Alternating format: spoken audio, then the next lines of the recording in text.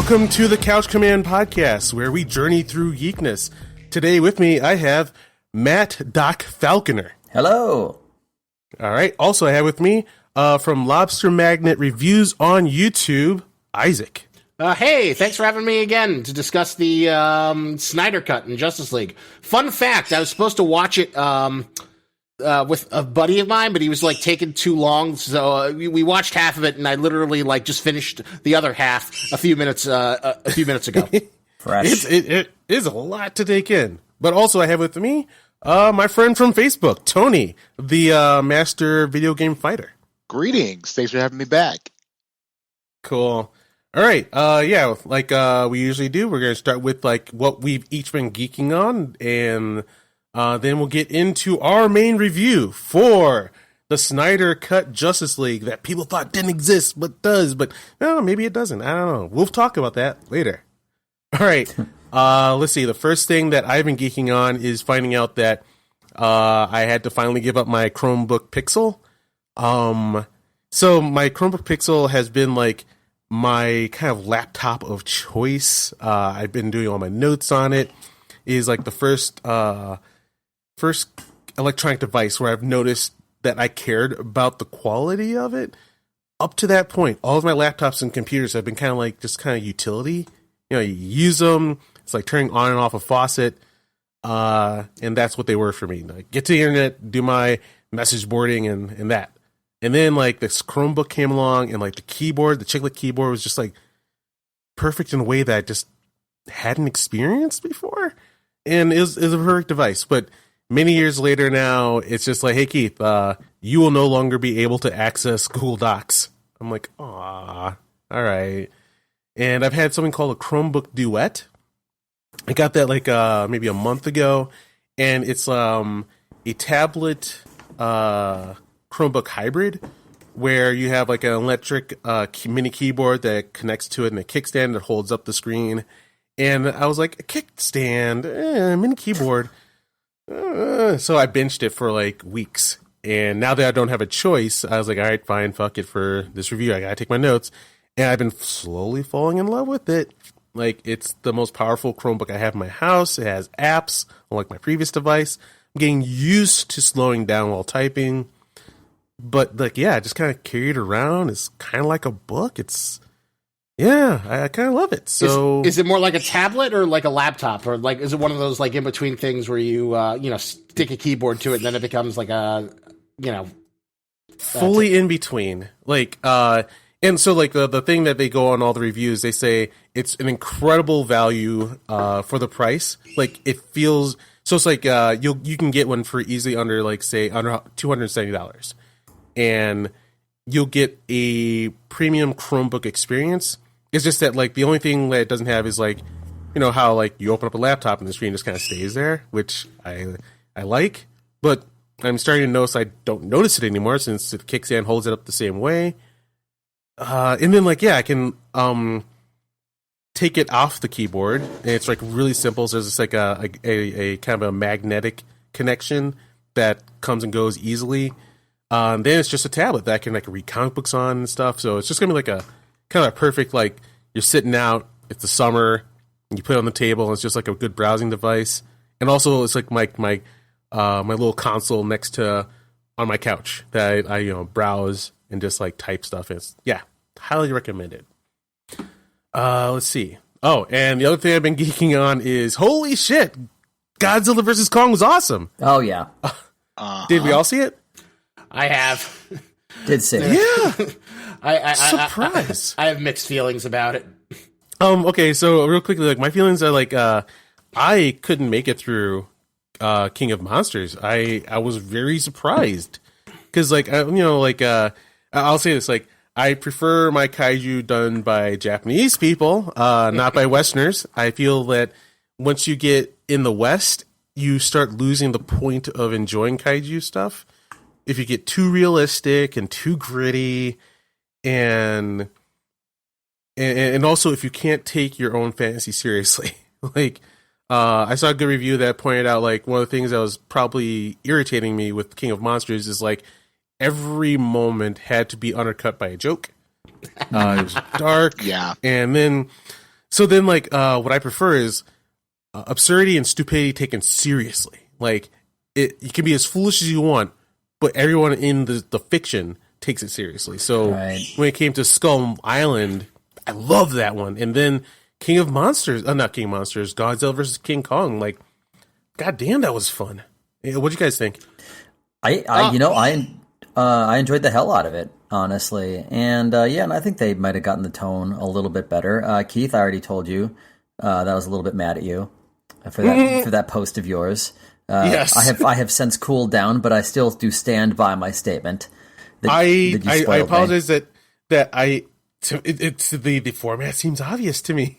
Yeah, I mean, and look, and here, part of it for me again, and I don't want to give any spoilers in this since this is not a Godzilla v Kong review, but I don't know. Like to me, it's interesting, like whether the format is obvious or not. When I read that the whole movie, it was all I could think about. It just stuck in my and also like craw. And also what I said wasn't the spoiler. That's not like okay. So how do I say it? Like the joke, it was the spoiler. The joke at the end is the joke that was hiding by saying that. But to me, by saying that, it's not a spoiler. Okay, sorry. Okay, we shouldn't get too into debatable. It. We could have a whole podcast episode about whether this was a spoiler or not. As what spoilers are. Yeah, exactly. But anyway, enjoyed the hell out of it. I'm not going to say much more than that right now. Cool. Tony? I enjoyed it. I absolutely enjoyed it. And I'm actually on the opposite side of the opposite camp. I didn't think King of the Monsters was a terrible movie. No. I love seeing them actually incorporate other kaiju into the MonsterVerse. I really didn't think they were going to do that, so I really appreciated it. Just to see everybody there, to see Mothra, to see Ghidorah, to see them incorporated really well, pretty well, I should say. So I really appreciated that. Yeah. And then just the way that they brought everything home with this newest movie. Regardless of what happened, I'm Team Kong. I'm Team Kong. I don't care. I'm telling you, man, that is a charismatic monkey. Yes, it is. Yes. I went in being like, "Hey, I'm a Godzilla stan all the way," and then Kong came on, like, "Whoa, that's a cool monkey right there. I can't not." I am also full on Godzilla, but like a thing that people recognized about this movie is that the reason why Kong is the protagonist of the movie, the reason why the humans don't progress or have arcs is because they are just supporting. Mm-hmm. Isaac, what'd you think? All right, so let's just get into just right now. How do I get to describe the MonsterVerse without bringing out another podcast? I mean, I thought that the Godzilla versus Kong fight scenes were fun. They were obviously the best part of the movie, but I guess my problem is that the human stuff, I mean, usually it's terrible, but like here it's like sub Michael Bay bullshit. Like I hate when Hollywood movies try and jump on trends that are like 3 years old. So you've got the conspiracy podcaster, you've got Millie Bobby Brown, and she was like no reason, and her dad from the other movie, and it's just terrible. And I also hate the world building where the fun about this is that like it's our world, but it has titans and kaiju monsters. Oh, how do you react to that? When was there like the jump between now they have like spacecrafts that go to like dimensional Hollow Earth and the technology to build Mechagodzilla? That was a very good question. Because we've now switched tones. Each movie kind of switches tones. Well, so like Godzilla, the first one, I don't like gritty realism, and like they're trying to do gritty realism, and we got that, and then you get like normal stories with like humans that like have arcs, and like they may have like even like emotional connections. And here though, like they're like, hey, stop it, no, okay. This is a world with giant fucking monster and magic axe wielding apes. Okay, we can have hovercrafts. And I understand that as far as the monsters are concerned, but so we're going from like Halo jumping, like primitive Halo jumping, to hypergrav shuttles. Where did that come from?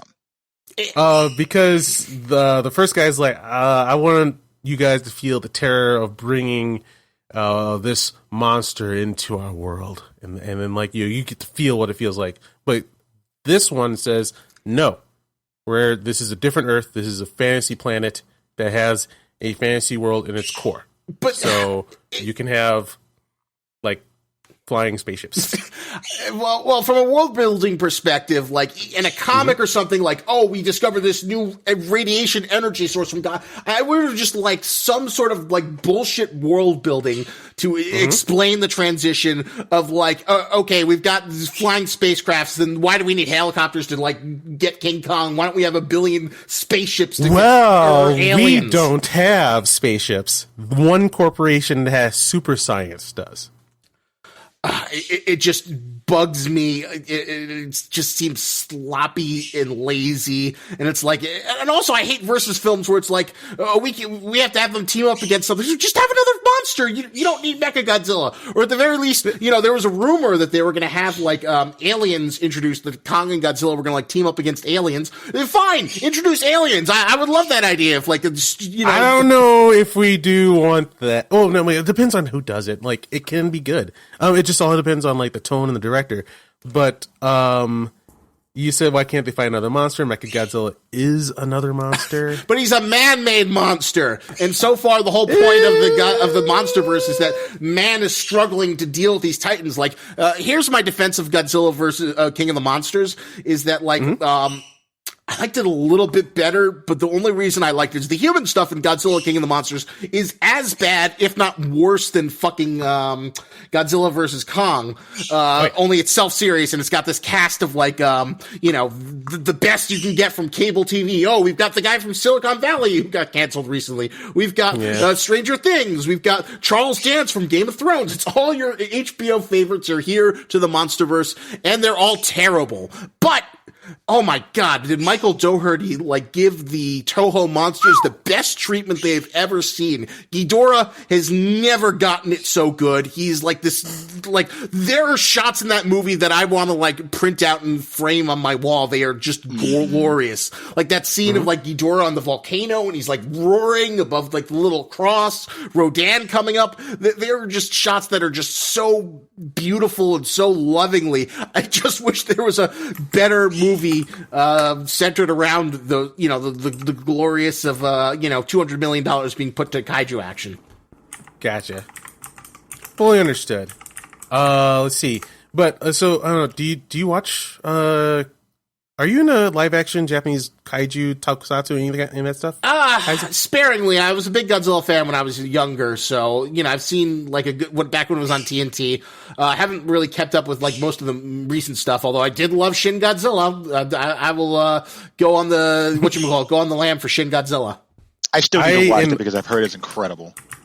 Once again, it's my personal taste. Like I hate realism a lot. When it comes to my fantasy and science fiction, it drags down what I'm there for. That's why I haven't watched Shin Godzilla yet.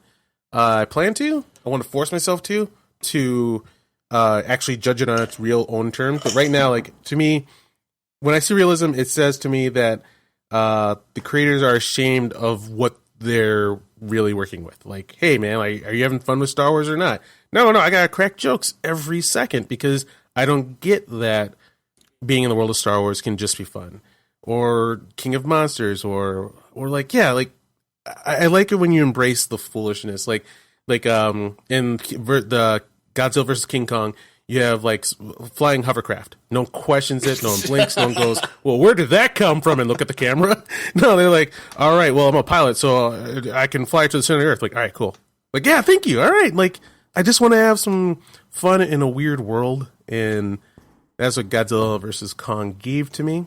And yeah, that's all I've been geeking on. Do you guys have any other final words? Because I have now gone a little bit over what I usually try to hold for each of us when it comes to geeking. But any other words? On the stuff you're geeking on? Yeah. I hope they get the rights in the Godzilla verse to Gigan and Anguirus, so we possibly see them in future movies. Really, one last dork thing was like, yes, Mechagodzilla is a man-made monster, but in the world of Ultraman and kaiju fandom, that's a valid kind of monster. You can either get one from space, fantasy, magic, or man-made. Yeah, but also the bones. Or person-made. Oh, yes. Always the bones, whether it's Godzilla bones or other bones that I won't reveal. Mm-hmm. Oh, yeah. That was, yeah. One last thought. You know what I thought they were going to do, and I thought would have made more sense, especially with the teaser at the end of the Monsters, King of the Monsters. That it should have been Mecha Ghidorah. There you go. I said it. Mecha King Ghidorah, because they had the head. Why not make him a mech? There you go. I feel like that would have been a little bit more of a logical step than Mecha Did Godzilla. Did you see the movie? Yeah, the end of didn't you see the end of well, yeah, I know that, like, supposedly the Ghidorah's, like, mind was controlling it, or they were using it as the central core. Spoiler, but okay, I my reply to you would be a spoiler. So I get you that we're spoiling. All right, guys, spoiler for the next minute on Godzilla vs. King Ghidorah. And now, okay, it is King Ghidorah's skull in Mechagodzilla. Yeah. But I guess there wasn't much to, like, connect the King Ghidorah personality to Mechagodzilla. Mechagodzilla is just this kind of, like, weird amalgamation versus, like, you know, what signified that this was the Ghidorah consciousness that had taken over it. And in the fiction, like, so there's, like, I'm not sure where the third head is. Maybe it's connect with that one guy. I thought that at the end of the last movie, but, like, there's the skull at the base that's psychically connected to a skull that's in Mechagodzilla. And then when they fuck around too much, King Ghidorah is too powerful and takes over Mechagodzilla and wipes out the guy who was in the other skull. Wasn't that kind of a nod to the original Mechagodzilla from the older movies? Because didn't they do something similar to how he was created in that one? A little, because, like, that was like Godzilla's skeleton, right? That made Mechagodzilla. God, I don't remember for But exactly. Okay, that's enough. We've gone 20 minutes. Everybody else has to geek too. Matt, what have you been geeking on? Matthew T. Schraderson? Oh, can anyone hear me? Did we lose him? I can hear you. So you can hear Matt? I can't, but I mean, I can hear you. Okay, cool. Tony, can you hear me? Yeah, I'm still here. Wait. He says his PC just froze up in the message group. All right, cool. Everybody, let's stop the recording, and we'll be back after a quick break. All right, welcome back. Yeah, Matt got knocked off the internet. What happened to your computer, dude? It just froze. It had enough. It had enough of these shenanigans, and just it froze right up. All right, then what have you been geeking on, brother? Oh, yeah. So, I have started playing Street Fighter V again. Uh-oh. And with what controller? Just my standard PS4 controller. It's kind of a clearish red one. But yeah, you know, I had put it down for a long time, and now this big, you know, the probably final season is coming out, which I haven't bought yet, but I'm gonna season. Yeah. So, like, you know, there's seasons every year with new characters that they add, and this year they brought Dan back, Dan Hibiki, and I've always really liked Dan. He's super fun, but you cosplayed as him once. I did cosplay as Dan once. That's right. When we first met, yeah, or not actually met. We were at the same convention, and anyway. Oh, that's so funny. I mean, I remember meeting you at a convention, but I forgot that I was cosplaying as Dan at that convention. But yeah, so I started playing Street Fighter V again. I am going to get the all the downloadable stuff in 8 days when Rose comes out. And Rose looks incredible. Yes. Like, so fun. I used Rose back in... Well, at first I'll start it with this. My main I've tried to branch out and use different characters multiple times, but my main has been and still is Rainbow Mika. And I actually mained with Mika back in Alpha 3. And then they finally brought her back for 5. And I've tried to branch out, but it's really difficult for me to find another character that I really enjoy playing. I would have been so much happier if you just never mentioned that, because I can't stand our Mika in this game. Oh, really? I can't. Oh, no. Well, you mean fighting her, or? Yes. Because it's her sole What's... mission in this game to put you in the blender every chance she gets. It's just a guessing game whenever she gets a little momentum. I hate it. I absolutely hate it. That's not going to stop me from playing it. Well, that's probably what's going to happen to you, buddy. Yeah. I'm gonna put you in the blender. Sounds like going to happen. Sounds like we got a blender coming up here. I really doubt you'd ever have to worry about me putting you anywhere near a blender, Tony. From the sounds of it, but that said, I also used Rose. I used Rose in Alpha 3. I used Rose in 4, and she looks better than ever in 5 with her tarot cards and whatnot. Mm-hmm. She just looks so good. Tony, who do you play? Who do you use? I'm going back and forth between 3 characters. I mained Rashid ever since the first season. I like his style. That's the main reason. I think that's a great reason. The guy he's forever optimistic. He loves to fight, and he's also a huge tech head.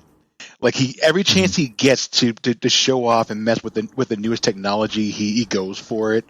All of his win quotes are like whenever he's fighting against somebody, he goes, "Oh, this was a great fight. Did you record that? Can we put it up online for everybody to see?" Awesome. He seems like a nice guy. Like anybody in the game, he seems like he'd be fun to just kind of hang out with or something. But I main Nash, Charlie, and Charlie. I like him. I know you know, but they changed his style from the older games, from the Alpha series, because he used to be just basically a surrogate Guile. Yep, correct. But when they brought him back from the dead in this game, they changed his motions, like his commands, from being a charge character to the quarter circles, and they also made him more of a Swiss Army knife character. Like he's got a ton of different moves. And all of his move kit is just very situational. So like he's got different things to fit different situations. You just have to know what to use when. I like that, but at the same time, you have to be on your game when you're using him, because he doesn't have a whole lot of he doesn't have a get off me move in case you get trapped in a corner. So you're constantly having to think 2 or 3 steps ahead of wherever you're fighting. Interesting. All right, who's number 3? Nikali. Nikali. Oh wow. Nikali. Yeah, I forgot about Nikali. You and everybody else in the community.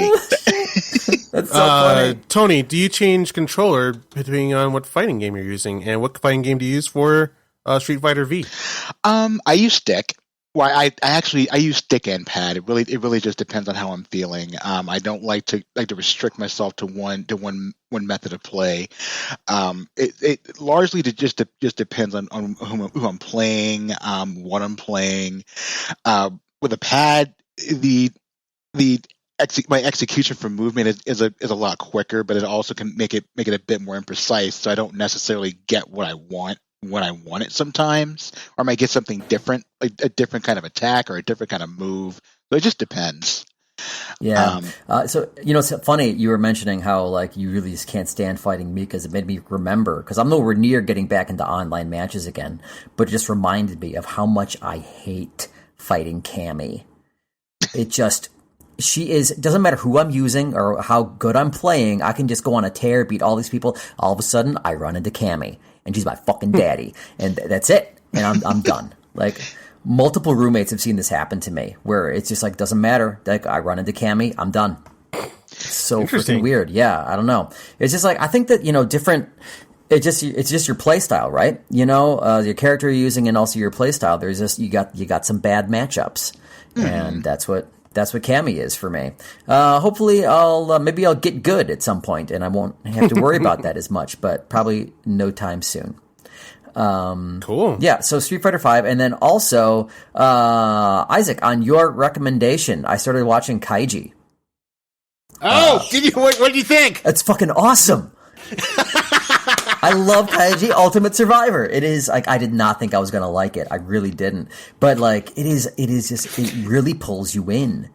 You know, it becomes really engrossing. It just sucks you in, and you just get really involved in the stakes. Yeah. Oh, the gambler. Yeah, the gambler guy, and like you end up like this with the game when the show starts. You're like this Kaiji guy, like ooh, what a scumbag. But then as the show goes on, you're like Kaiji's awesome. Like he's just like this great guy. And I don't want to give any Kaiji spoilers. I know that's a big problem in the nerd community, but like I'm at one point right now in like I think I'm in still near the end of the first season, and he just finally had gotten a big win, but now he's about to like risk it all and go back in. It's the tissue box thing. Yes, the tissue box. And so, and I'm just like, Kaiji, no! Walk away! You gotta walk. This is your chance. Walk away. You guys have sparked my curiosity. I'll be checking this out after the podcast. Yeah, definitely. I highly recommend it. The funny thing is it just it's so under the radar. So under the radar. So yeah, thank you for the recommendation. Those are I'm so happy to hear that you invested in it and you enjoyed it as much as I thought you would. Yeah, man, no, you were dead on. It's like, yeah, Keith, check it out. It's super enjoyable. Sold. Yeah. So that's what I have been geeking on. All right, Tony. All right, so two main things I've been geeking on. Primarily, the resurgence of Virtua Fighter. But what? That's what? Wait, how did it come back? I don't know. Well, what is this? Why is there research? So, story time. The last iteration of Virtua Fighter 5 Final Showdown was released in 2006, so almost 15 years ago, and we've had nothing, absolutely nothing since then.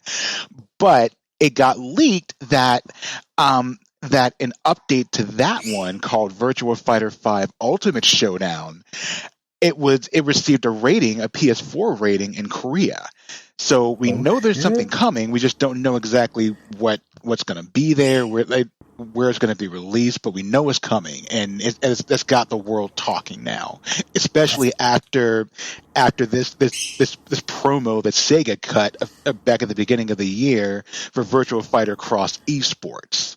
So, as at this point, we know something's coming. We just don't know exactly what's coming and how much of it we're going to get. But I, for one, am damn excited because that has to be my favorite 3D fighting franchise in all of everything. I can kick the shit out of people in that game. I'm fucking good at Virtua Fighter. What, really? Yeah. Oh yeah. Yeah. When it comes to fighting games, guys, I'm pretty well versed. Because of my buddy Mark, and because the video game culture forced me into it. And I'll be honest, really quickly, in the past when Street Fighter started coming up, I was not happy. I did not like fighting games because I don't want to lose. I just want to play with my friends. So I loved brawlers. That was the pinnacle of fighting games. And all of a sudden, no one wanted to play that anymore. I had to get into fighting games But yeah, I can throw hands, especially when it comes to 3D fighters. Those make far more sense to me than 2D fighters. Agreed. 2D fighters, I use the Force. And of the 3D fighters, the big boys in the community right now are Soul Calibur, Tekken, and Virtua Fighter to an extent. I like Virtua Fighter because the barrier for entry is very, very low, but the depth is insane. I mean, which is incredible for a game that basically has you fighting using only 3 goddamn buttons: punch, kick, guard. That's it. That's all you need. It's crazy. That's it. But the depth and the things you can do in the game is just incredible, and I love that. Huh. Yeah, I when I started I started switching characters around. For a while, I was really good. The wrestler? Was that Wolf? Yep. Yeah, I was just lay down and just rip up my friends. It was fun. It was fun times. Hey, speaking of Soul Calibur, Tony, do you think Rock's ever gonna come back to Soul Calibur? At this point, probably not. That's kind of my thought too. What is Rock's, and why can't this person come back to Soul Calibur? It was. Well, Rock, which is funny actually, because if you look at it, who was it? So, Rock was in the series before Astaroth was, because Astaroth was basically an echo fighter of Rock, and a couple of the characters in Soul Calibur were like that. Totally. But with Astaroth being so popular now, I mean, there's no real reason at this point. I figure Bandai Namco figures to put him back in the game when we're even lucky to have like a second or third season of this game to begin with. Like they were banking on when they first reintroduced Soul Calibur, when they came out with 6, the developers and they were like, okay, so we're going to do this, but we don't even really have the budget for this. So we're going to do what we can. But if season 1 doesn't get off the ground, like for the first year, that's going to be it. We're done. We're completely done with this franchise. We're closing the doors. Damn. But they got enough support behind it to bring it back for a second and a third season. But still, I mean, with most of the support going behind Tekken at this point, I don't see them introducing any other characters that won't really bring in the bucks, because what they're going for now are just guest characters across all their franchises. Like Tekken, they're bringing in, who was the last one that they brought in? Like you got Geese, Akuma in Tekken 7. You've got Noctis from Final Fantasy 15. And Soul Calibur, they put in Haomaru from Samurai Showdown, and it is from a marketing standpoint, nobody's really going to want to. Who's going to want to pay like $5 or $6 for Rock? Me. That's $5 in your pocket, Namco, if you're listening. Let's see. Well, really quickly, I want to say also a quick video game story, which is so I am pretty damn good at fighting games, but my limit is that I use the Force a lot. So I'm like using muscle memory, and my brain connects directly to the game, so that I just kind of make things happen, but I don't know how to make them happen, which in Soul Calibur, for like the first time, I hit the limit of what happens if you don't actually know what you're doing. And like my friend just had like this is a friend over, and she sat down to play. She's like, all right, yeah, I'm really good at Soul Calibur. I'm like, all right, let's do this. And it was a stonewall. She dominated me so hard that like I couldn't figure out the math of how to beat her. It was horrifying. I experienced one other time, this one guy, and he's like, yeah, I like Tekken. I'm like, all right, yeah, I'm pretty good too. Let's do this. And like, the math was not there for me. Yeah. Like, he stonewall just put me down. Like, those 2 fights, I'll never forget them. Because like, I was like, oh my God. Like, yeah, if you don't know how to do stuff, you hit your limit. Hit those don't balls. Feel bad about Tekken. Don't feel bad about Tekken, because Tekken is balls hard. It is hard. Yeah, like he was so good at it that he saw my frustration, and I could feel him bring his skill level down, so that there was a fight at all possible. Yeah, those walls are interesting, because like when I really get into a fighting game, I'll go into the training room and I will pound it out for, that sounded wrong, but you know what I mean, for like hours.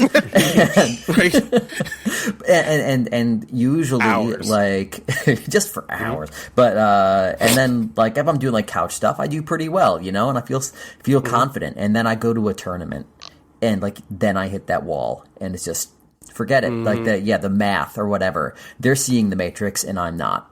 Yeah. Like, I thought I was good at this. Yeah. Here's someone who actually knows the math. Yeah. Anyway. Anything else you've been geeking on?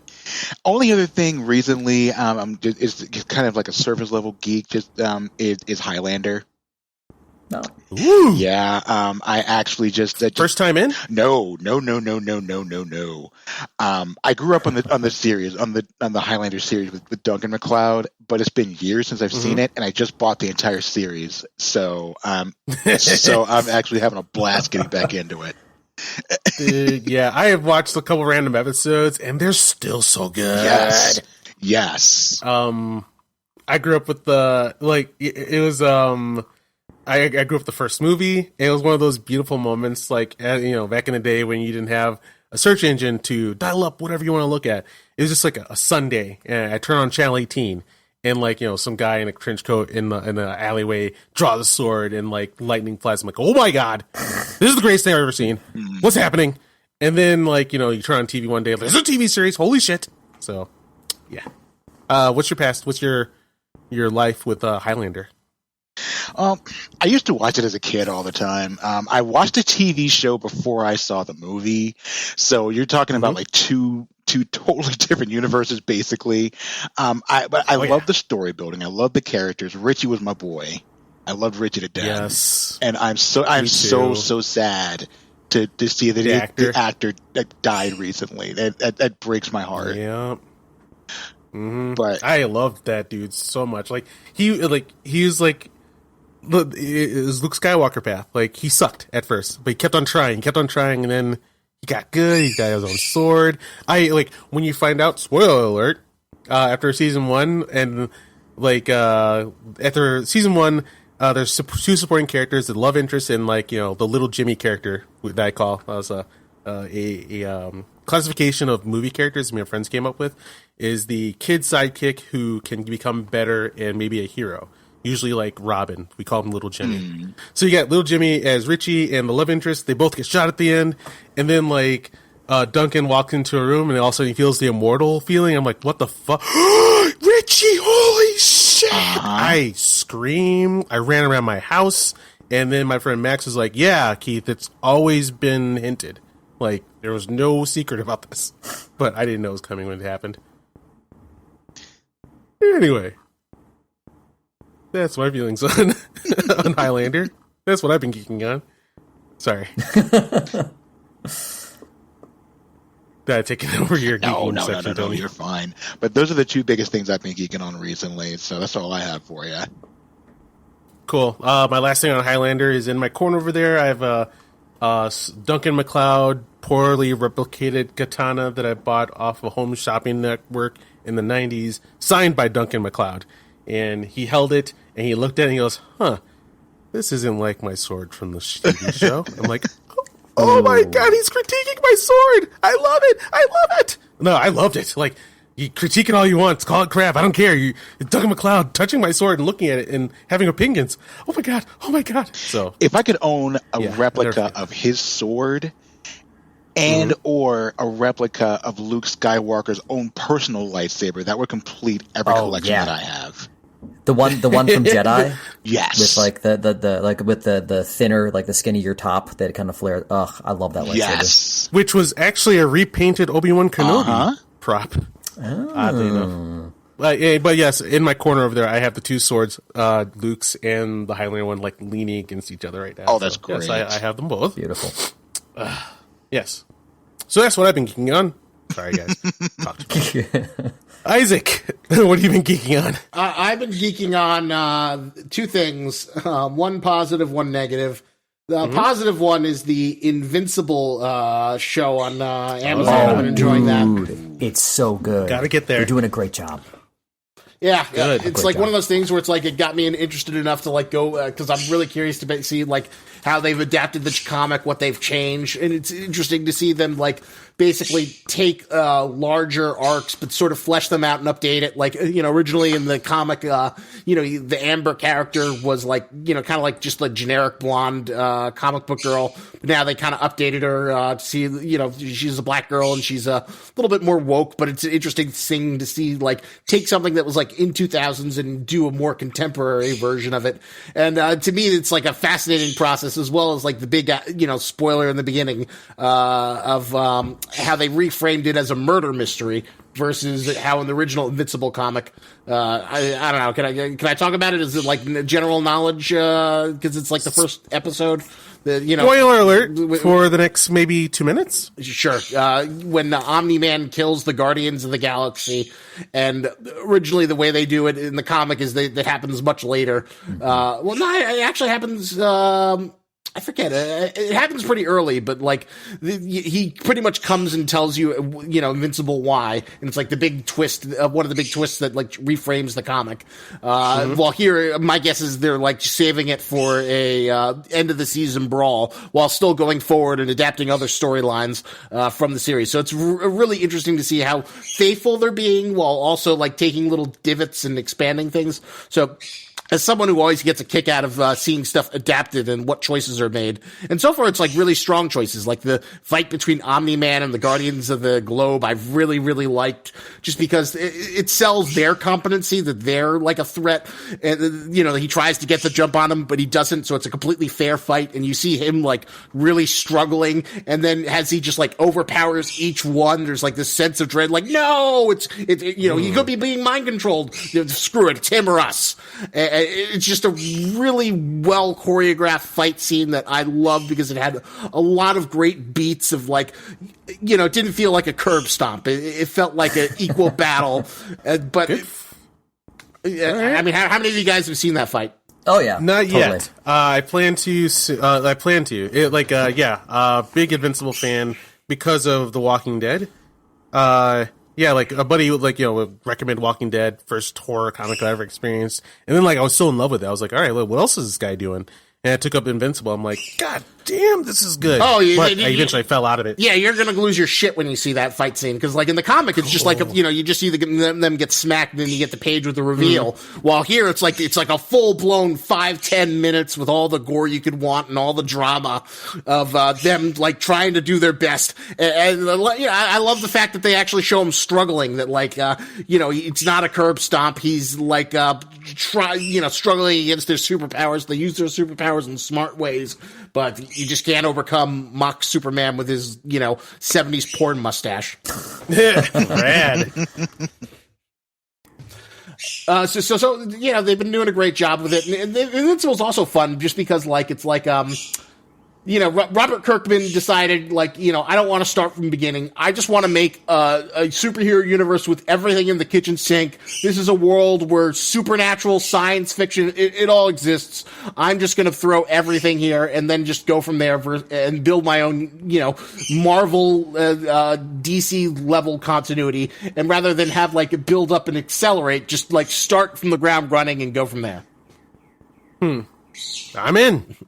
With these new shows lately, I always have this kind of form of anxiety. When these new streaming shows come out and they start putting them up a little too fast, and they have to keep up with what everybody else is talking about it. So then I just step away from it until everyone stops talking about it. They're all out, and then I can calmly just kind of watch them at my own pace. I mean, I found that it started with The Witcher. I was just like, okay, I don't want to keep up with everybody. Yeah.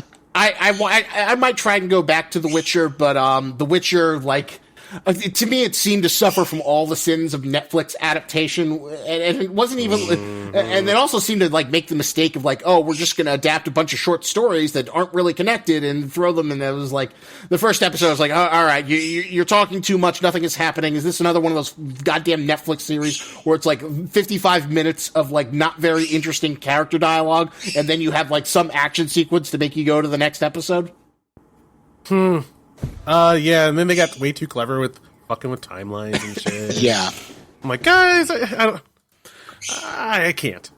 So, yeah. The less positive thing I've been geeking on is, so, gentlemen, have you ever heard the story of the woman formerly known as Digibro?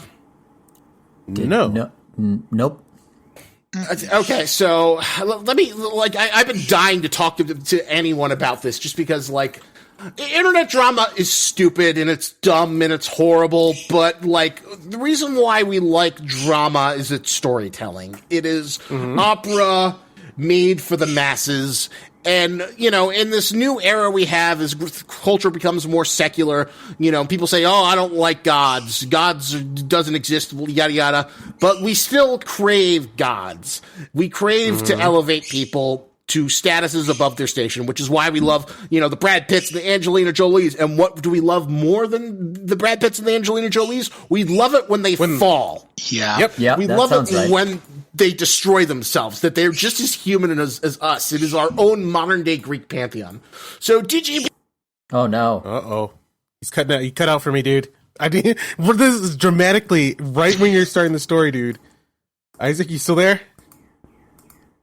Oh, Because no. I really want to hear this. Oh, no. Another one bites the dust. Awesome. Oh, no. Should we stop? So right in the exciting part. Okay. I think we should stop recording and export. All right, and we're back. So please, okay, Isaac. so let me we've elaborate. been waiting. So what is this, Digibro? So Digibro was like modestly successful anti-tuber personality. He had like at his peak like maybe 350K subscribers. He was considered to be originally started his internet career like he went to community college, failed out of that, went to Target, couldn't stand that. His parents let him just like sit in his house all the time, being a hikikomori, and he wrote blogs, and then he eventually became a part of the MLP brony communities, because it was Digibro, like digital brony. That became his sort of like moniker that stuck.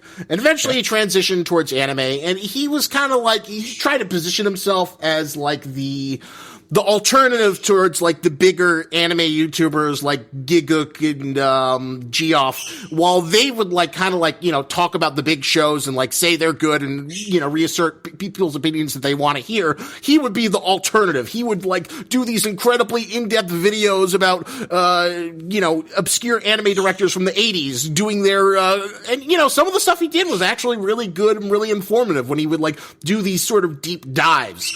But Digi made a lot of terrible decisions.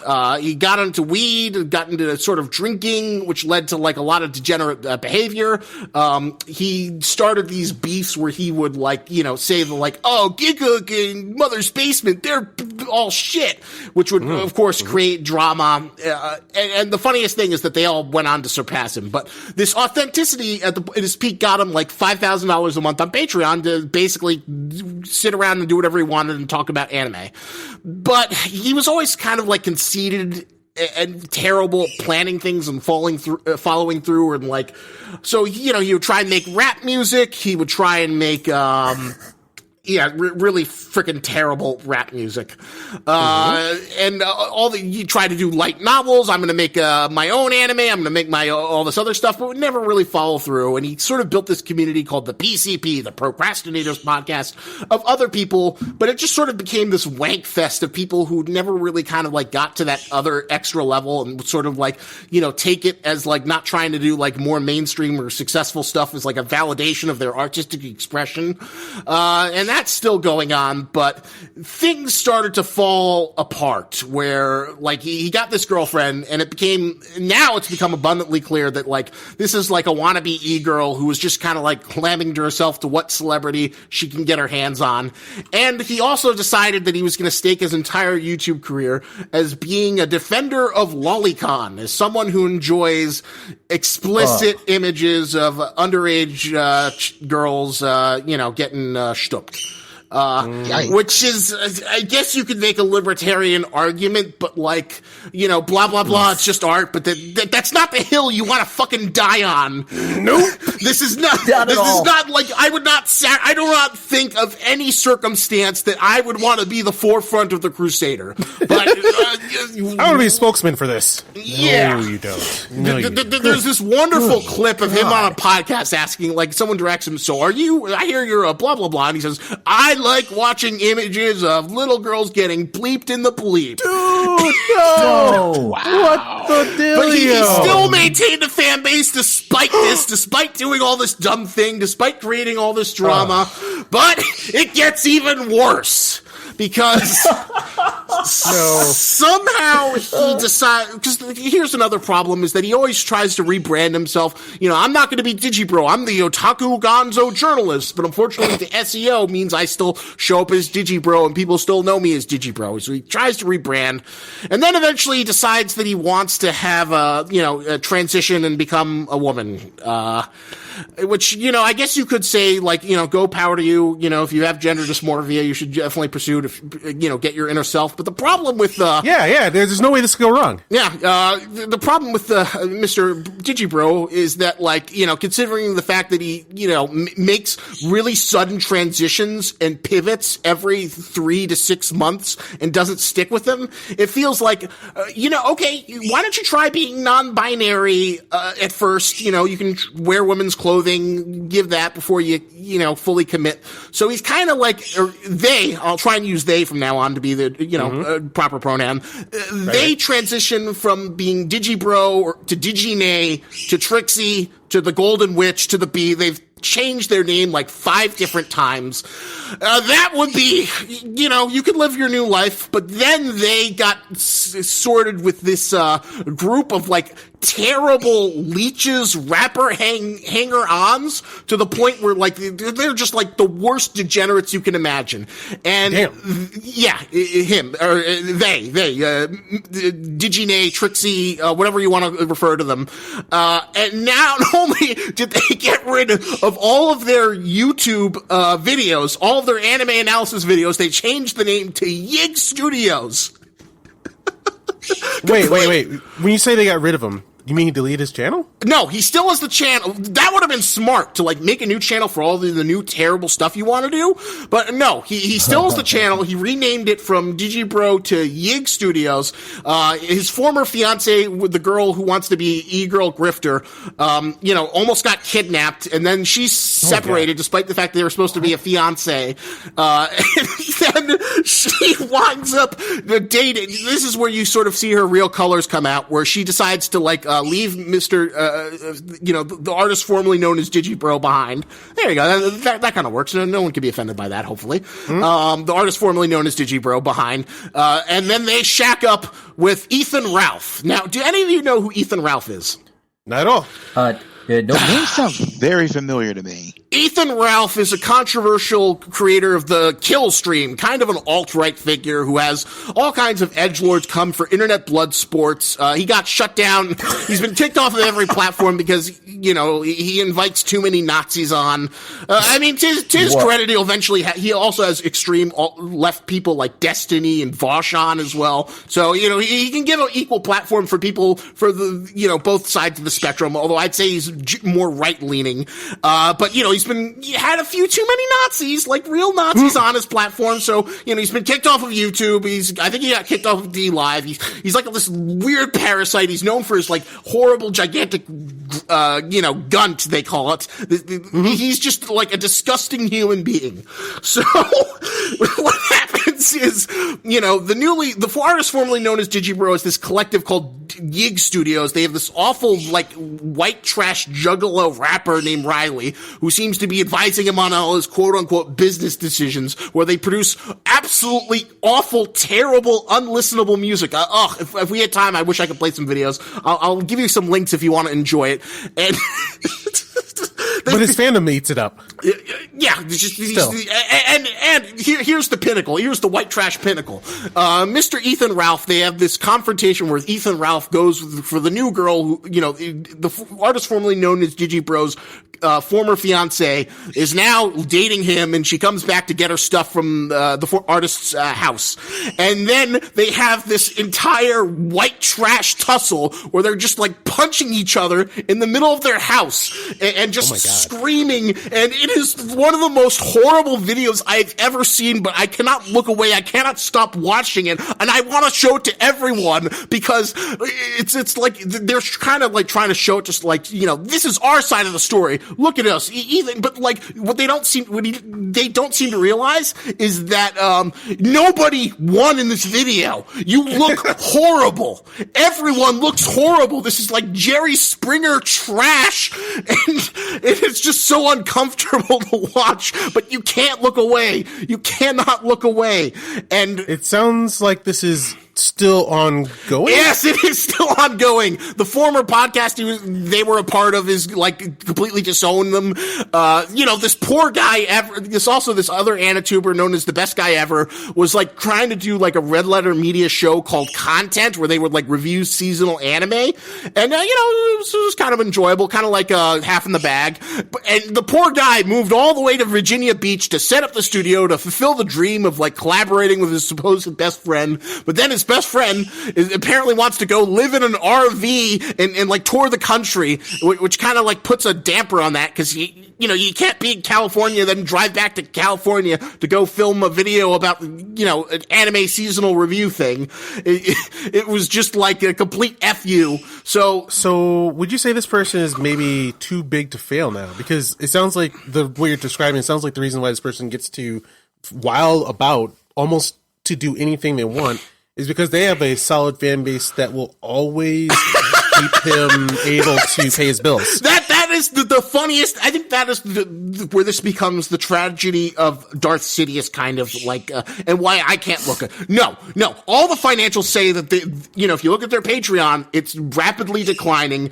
The channel is losing subscribers. All the videos are getting ratioed. At one point, this was a person who was like almost like not quite as big as like the real big titans of the field, but they were making enough to get by and had a really comfortable life, and we're being invited to conventions. We're kind of like this, he kind of had, when he was Digibro, he kind of had this like this all-knowing hobo look, but now they basically seem to be making every terrible decision to ruin any semblance of a fan base they had previously, and they're just making every awful choice, burning every alienated bridge. So you're just kind of Would you say that you found out about this person because you were once a genuine fan back when they started and they seemed like they're maybe not as fucked up? I will say this. At their peak, I think he did do some good stuff, but like the whole time he was like always, up his own ass, and that was always painfully clear. But yeah, I think they did some good stuff. And the fact that they've made so many terrible decisions is infinitely fascinating. So I'm kind of curious. Is there going to be a redemption arc? Are they going to somehow figure it out? Or are they going to be forced to go work at an Amazon warehouse? It seems like I've seen this continually, and it's what I call fame madness. Like, there's like a rise and like a stability that famous people get. And what I think happens is like you get to a point where you have now too much time. Like for me, I would love to have as much time in the world just to enjoy my life. But every time I see like famous people, like it seems to happen almost all the time. Someone gets crazy famous and you can tell they have more and more freedom. And once they hit this like moment, like there's a madness that hits where they start wilding about and like they can't take maybe having too much freedom or something like that. Or maybe it's the fear of irrelevance. Maybe, but because like I wouldn't, the fact that you haven't heard them just shows that it's still they weren't famous. They were like mildly internet famous, or at least an internet personality. But at the same time, they did well, but not like quite well enough to do whatever they wanted. And it is just like infinitely amusing to me that like somebody could have like such a great opportunity where they could basically almost do whatever they wanted, but didn't have like the work ethic or the ambition to like, kind of push themselves beyond. And now they just seem to be like destroying it, making every decision despite, all their old fans telling them this is terrible. This is not why I subbed to you. And like making this like terrible content that seems like it's appealing to, juggalos or people who are like, former juggalos who want something more extreme. Okay, you made me a little curious as to what this person like. I kind of want to check out like a couple of their videos to see like the progress of like who they were and make like what took them in the direction that they ended up going. It's really. But I also hope I don't end up like clicking on their video and then saying like all of a sudden like YouTube's like, oh, you want more alt-right? Like no. Because I don't know if I had to describe them as alt-right, but, at this point, they're definitely alt-right adjacent because, there's a lot of alt-right personalities. But I'll see if I can dig some stuff for you up. All right. Just because now all the good videos they made, unless they've been archived by someone else and uploaded, are, can't be found. They might be, like, unlisted, so you can still see them. But it's just this, at the very least, I will send you the link to the horribly embarrassing white trash fight and maybe some of their older stuff. Just like it's so terrible. I will give it a look, but when it comes to so does anyone real life get hurt. Because if I see real life people get hurt, that always just like it triggers me. I'm like, Are they just foolish and like, no one gets hurt and they're a bunch of dumbasses? I mean, or do they escalate to like? That's a good question. Because, like, from the tussle, nobody got hurt. It was just, like, really embarrassing. But, I mean, you could say, the horrible reputation that, that they've destroyed is, like, hurting their lives. But, it's also all self-inflicted, so who knows? I don't wish anyone any ill will, but I am glad that this is not a person who just hit some kind of like level of fame where they can just keep doing it. Never fail. I guess maybe that's another reason why I'm addicted to this story is that like they're not famous enough that they can just kind of continue. They can't be like a Robert Downey Jr. or a Charlie Sheen where they have enough money to just keep on messing up without anyone to punish them. Reality is going to hit hard. RVs are expensive to rent or to buy. So, at this point, I don't see how they have the money to do that. But, all right. That's the end of this. Let's get into more positive stuff. The Justice League. Woo! All right, guys. We're going to pause this one more time. Not pause, stop in a couple moments.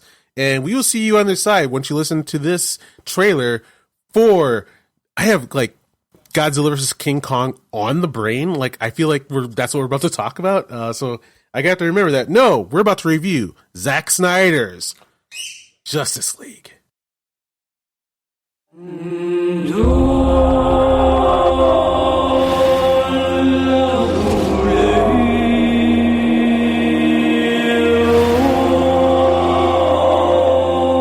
bell's been rung.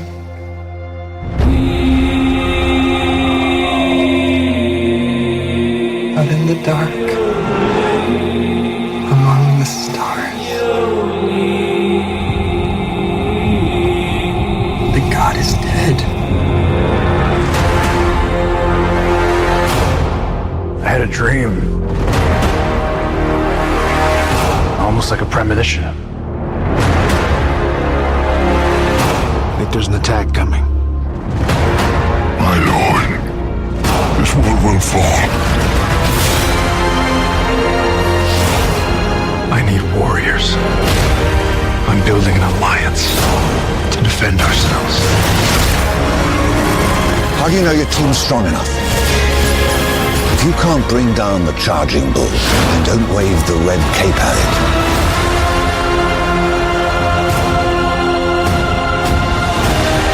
You were sent here for a reason. And even if it takes you the rest of your life, find out what that reason is.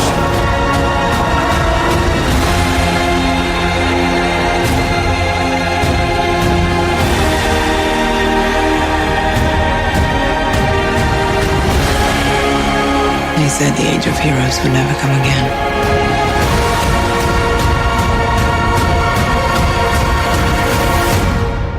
It will. It has to.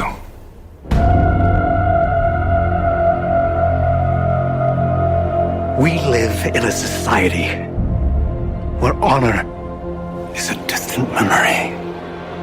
Isn't that right? Batman.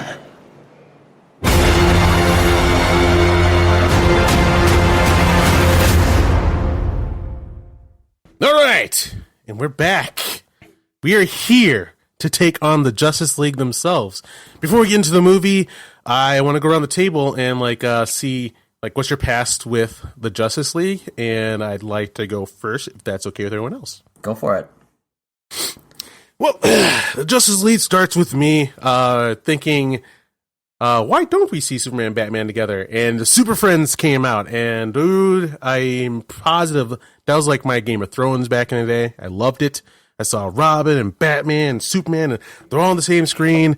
And then even as a kid, I was kind of wondering, why are the black superheroes not as cool? Why is their costumes a little weird? Like Black Vulcan, for some reason, didn't get to wear tights around his legs, which it's really off.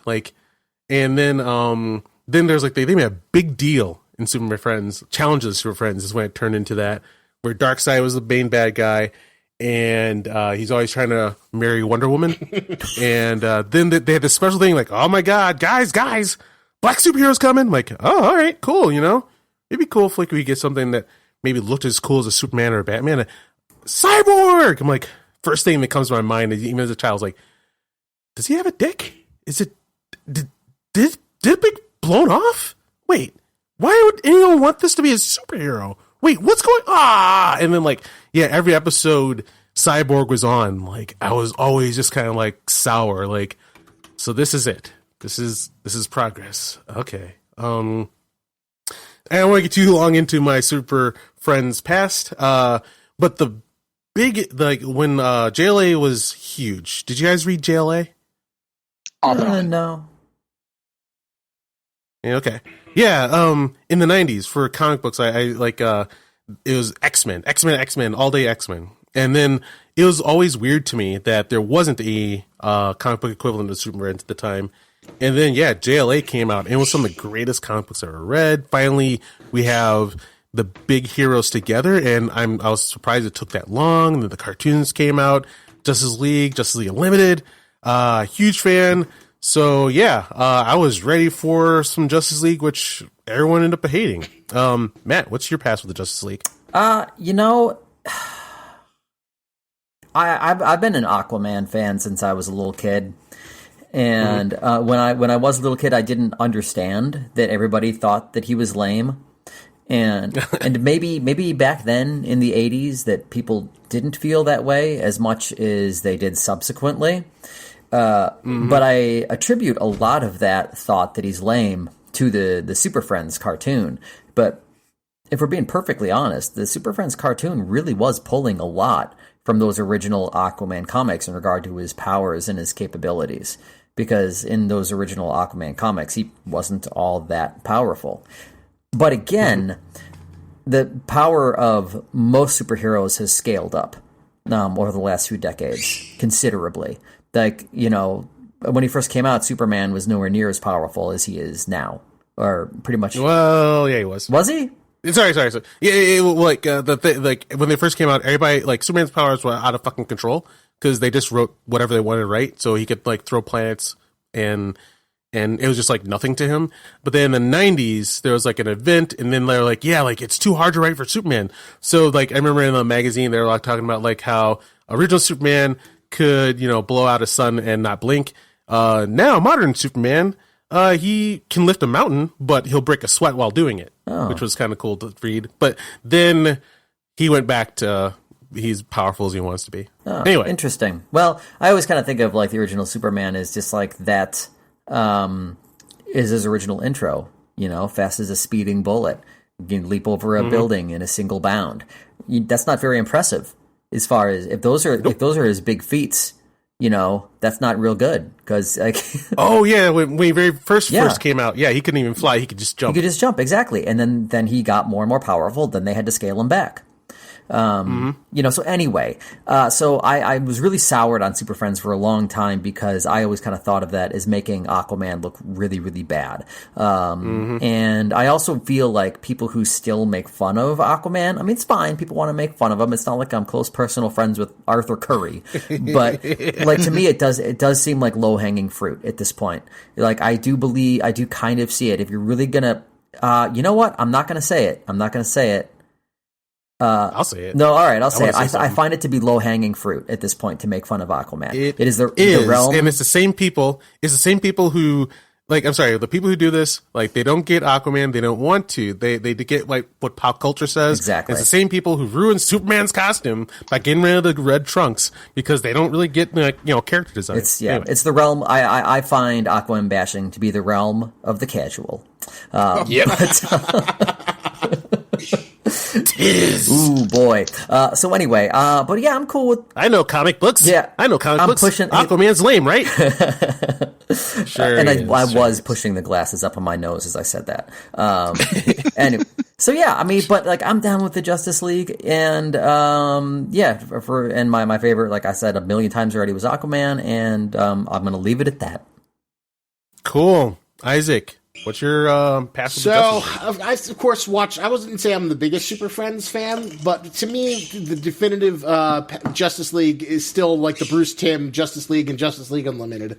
For me, that will always be the canon DC universe. I'm more like familiar with like the comic storylines via like cultural osmosis than like things that I've read explicitly, but obviously there've been like many great storylines featuring the Justice League, like Kingdom Come, and you could say that like some of the DC's like biggest, most epic storylines are always cosmic shattering, and the Justice League is at the center. And honestly, at the end of the day, if you had two choices, some supernatural terror is attacking you, who would you rather have? The Avengers or the Justice League? Just based on the name. Oh yeah, definitely. Of course, because they're going to mete out justice. It's the League of Justice. The Avengers is like, we'll get them after your house is blown up or your mom's dead. We'll avenge. We'll do our best. We'll do our best to make sure that Mole Man who took away your arm and shot off your dick. We're going to serve him. The Justice. Yeah, like Stark says in Endgame, we're the Avengers, not the pre-Vengers, right?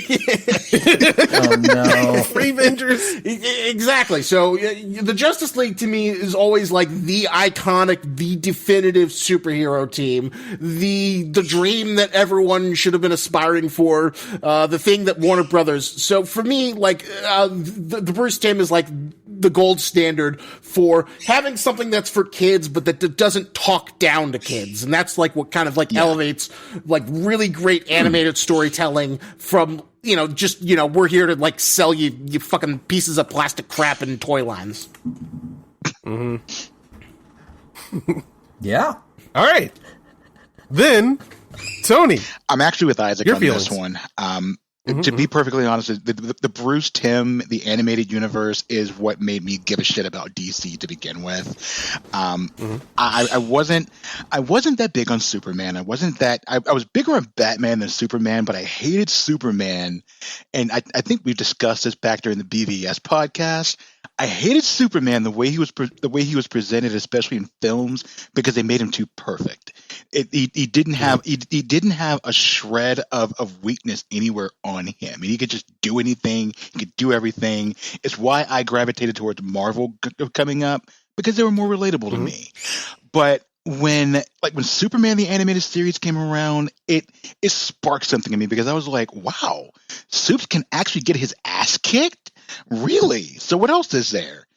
And it showed me, it actually opened up the DC comic universe to me more, because I wanted to find out. I started to discover it changed my perspective on those heroes, because it wasn't just that they were powerful, it was just their mindset. Like what do these guys have to do? Like what does a god, for all intents and purposes, what goes through his or her mind as they're living up to their godhood in the face of the people that look up to them? What does it mean to be a hero? What does it mean to have these powers? What does it mean to be able to do all these things?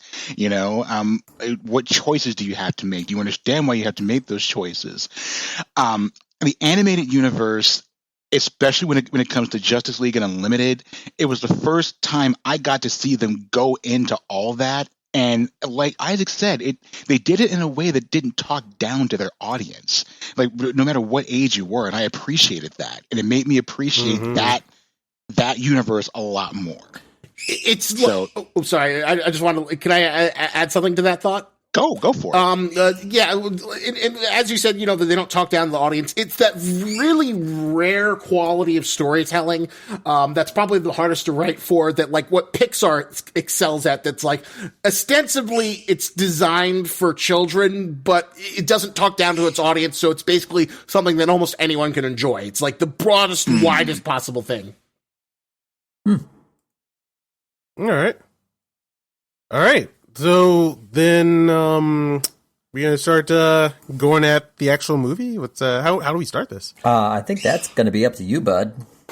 All right, then I will frame this as asking Isaac first. What is Did you see both movies, the Josstice League and yes, the I Zack have League? seen Josstice League and I have seen Zack League, and I just finished watching Zack League a few minutes before we started filming because originally I was supposed to watch with my buddy Jimmy, but Jimmy's like one of those people where it's like, he keeps on pushing things off, so it's like, I told you we got to see this before the podcast. All right, fuck it. Here's my HBO Max subscription. I'm going to see it, so I'm fully prepared.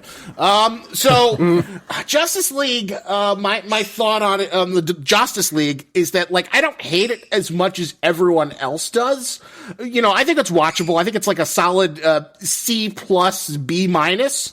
But I think the reason why it gets like so shit upon is that it doesn't feel triumphant. It doesn't feel like a culmination. You don't feel that sense of electricity.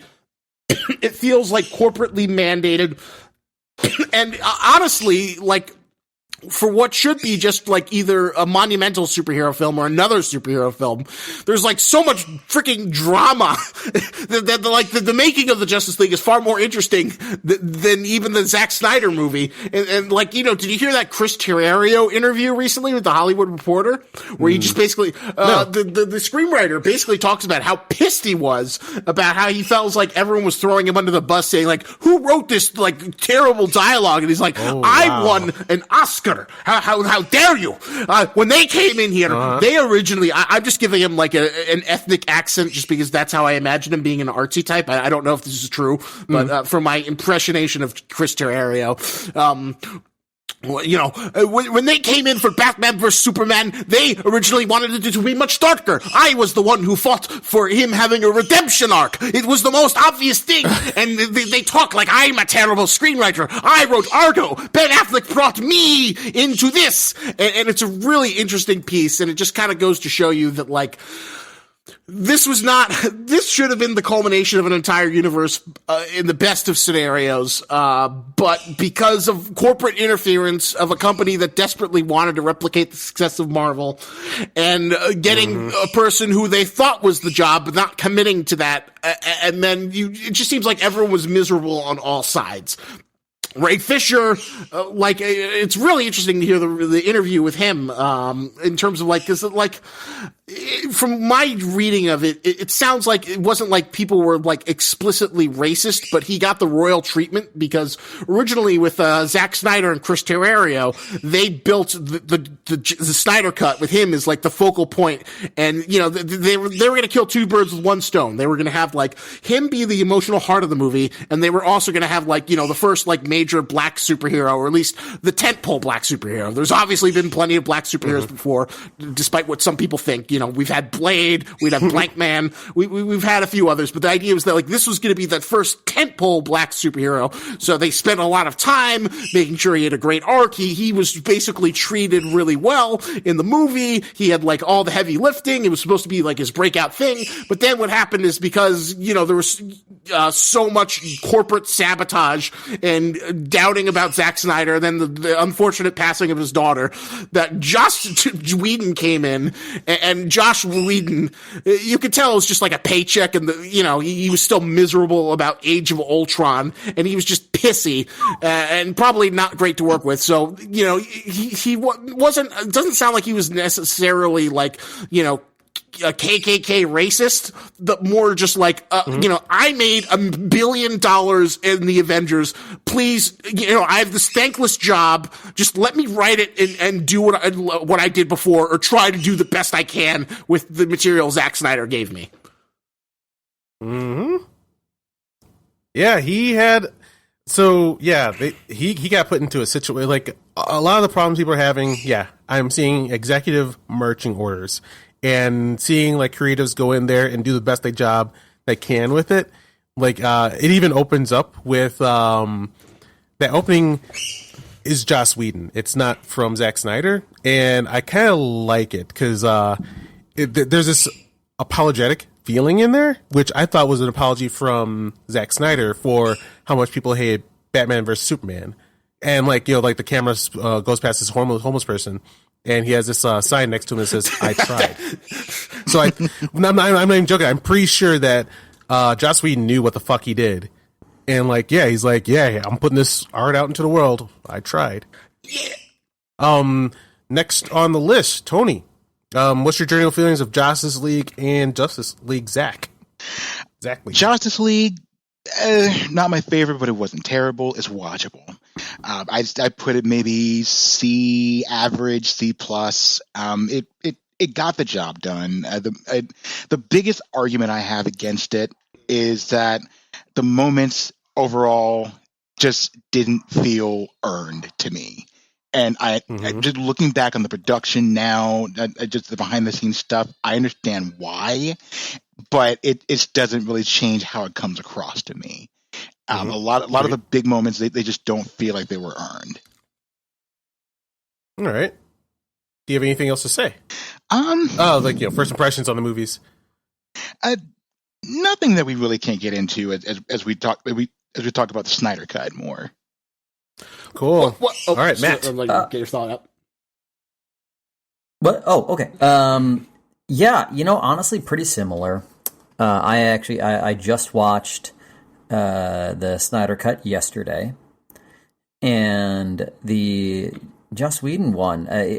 I saw that when it first came out, and I did not rewatch it for this. But what I can say is my general feeling from it, which is pretty similar to what everybody else has been saying. I remember enjoying it, but I also walked away unsatisfied.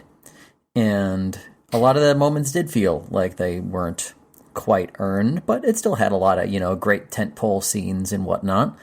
And it seems like we're kind of waiting on discussing our thoughts for the Snyder Cut.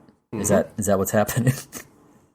Yep. Once I finish my general takes on the movies, then we'll just go through our notes. Oh, okay. Well, rock and roll then. So, I will hold off my judgment for the one I watched yesterday. But yeah, there you have it. Gotcha. Although to add a little addendum to the Justice League, some of the additions I think were actually legitimately good. Like some people defend against it, but I really like the scene where the Flash is kind of inexperienced, and then Batman goes up to him and says, I don't know what to do. I just push people, and he says, save one, just save one, and you'll. Yeah, that's like a great little piece of Batman mentorship dialogue. It's a great little character moment. Development for the Flash. And the development for the Flash. I love that moment. I enjoyed the Aquaman sitting on the lasso of truth. It's a cute little comedy beat. He had the most thankless job in terms of coming up with something that was completely not very character driven as his work is. Cause the brilliance about Joss Whedon, is that he's really great with snippy dialogue and characters bouncing off of each other, which is why he was able to sell the Avengers. The Avengers is not the best shot movie. The first half an hour feels like an extended Agents of S.H.I.E.L.D. episode, but once the characters start interacting and then it's fireworks of dialogue as they play off of each other, that's what you needed to sell it. And the Justice League was not built around that. So, and he had some people say, "Oh, Joss Whedon ruined it with all his terrible jokes," but nope.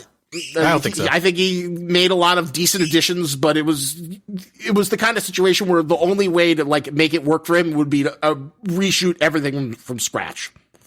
Yeah, tough job.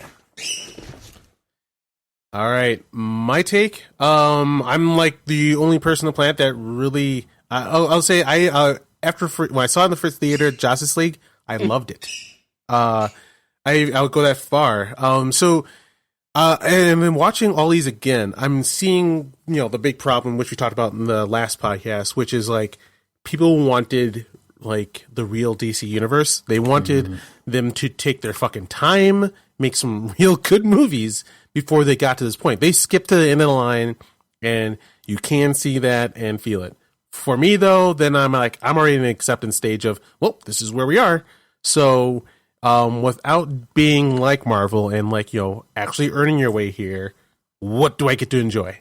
And I had a really good time. A lot of it didn't make sense, but I am a mark for Superman. I make so many passes, give so many passes to DC because I just love seeing Superman stand tall and be kind to people.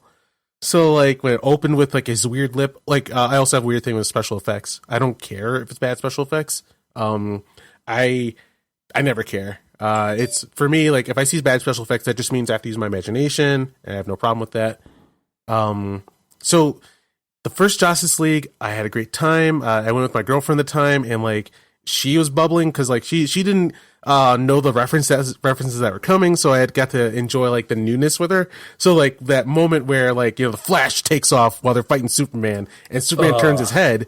She screamed, I screamed. It was so much fun. Wait, did you not like that moment? That moment was amazing. Okay, good. Yeah. She so good. Like sitting next to a person who doesn't know it's going to happen, like who doesn't know how fast Superman is. Like so, like in that moment, I'm feeling it. Like she sees it and like what's going to happen next? And then that moment, that reveal for anyone who doesn't know, Superman can almost keep up with the Flash. Well, and the race at the end. Yeah. I had so much fun with Justice League. And then like I've been watching a lot of videos about the comparisons between the two, where Joss really did add some good shit that Zack needed, such as Bruce Wayne speaking more about how much Clark lived a real life and was more of a human than he was, and that's why he felt guilty and needed to live up to him. And then like Justice League, I had a good time. I get it.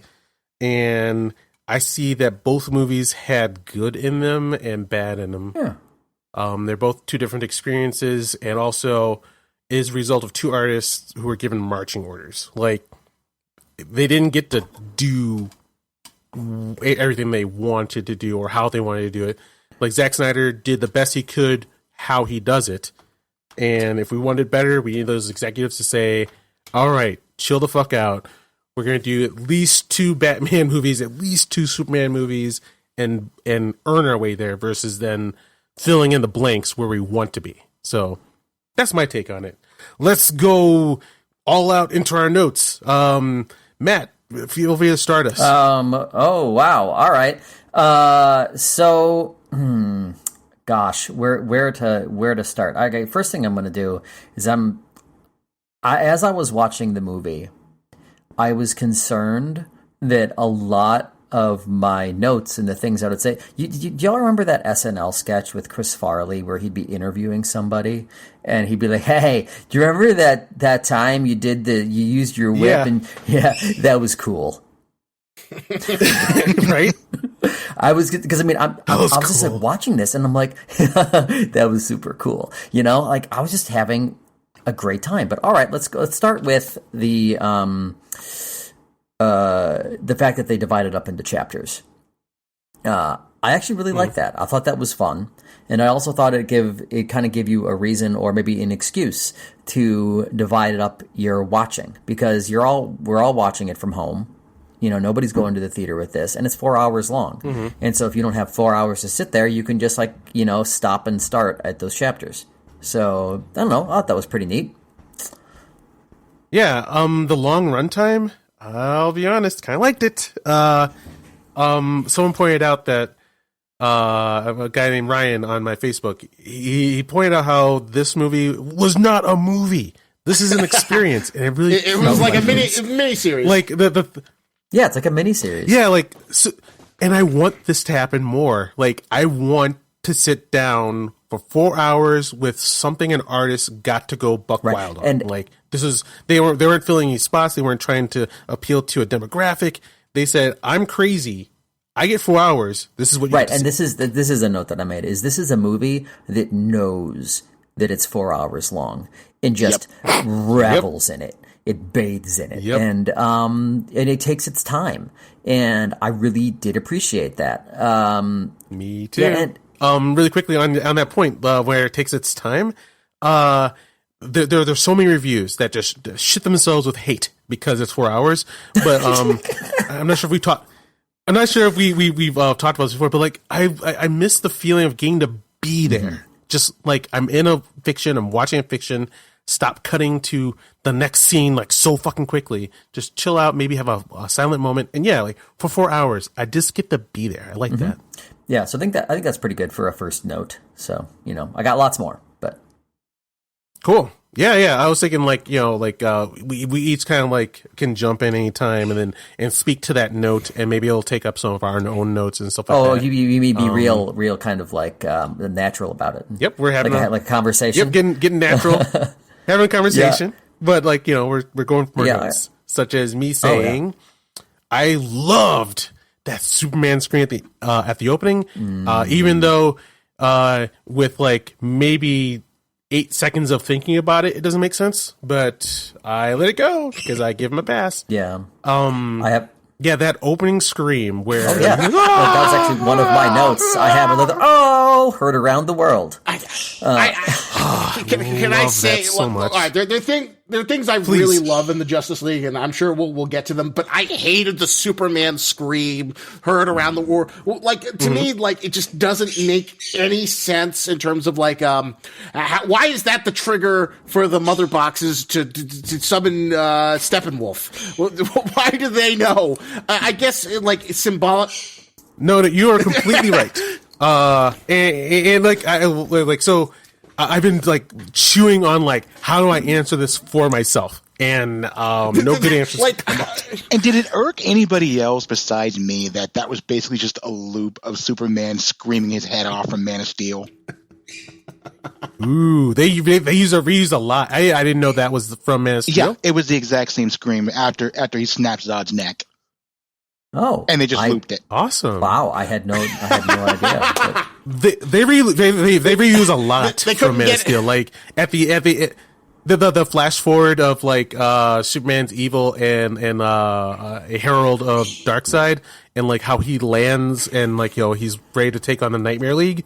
The way he lands is straight up a cut from Man of Steel. They just re-edited it and like digitally. That's funny. Oh, wow. I guess they couldn't get Mr. Cavill back for some ADR lines. Pretty much. And then like then there's that scene where like Superman is on his knees and then Darkseid walks up and puts his hand on his shoulder. That was him before he screamed in Man of Steel. Yep, that was a shot from there. Whoa. And also like I think that was him with Zod's body in his arms, but like they swapped out. Yeah, like they reused a lot. I could see it too. Like there's some like I'm watching like the structure of like what I'm seeing unfold, and like basically you'll see people who the people who have the most real new stuff aren't the biggest actors, so they have more time and are more affordable to shoot more stuff, like Victor, and I think Amber Heard is also in there. But yeah, you'll see stuff where like all the extra stuff that's added on, you'll be able to see like. Okay. I see this person probably had a little extra time probably to jump in here. One thing I do like that Justice League did. There's one line that keeps coming up that I love that Joss Whedon did, where he's talking to Aquaman. Aquaman says, "Strongest man, strongest alone." And then in the Justice League, he has Bruce Wayne say back logically, "No, that's the opposite of what people say." And that was a perfect rebuttal, and I'm glad that it was in there, but not in the Zack League. Mm.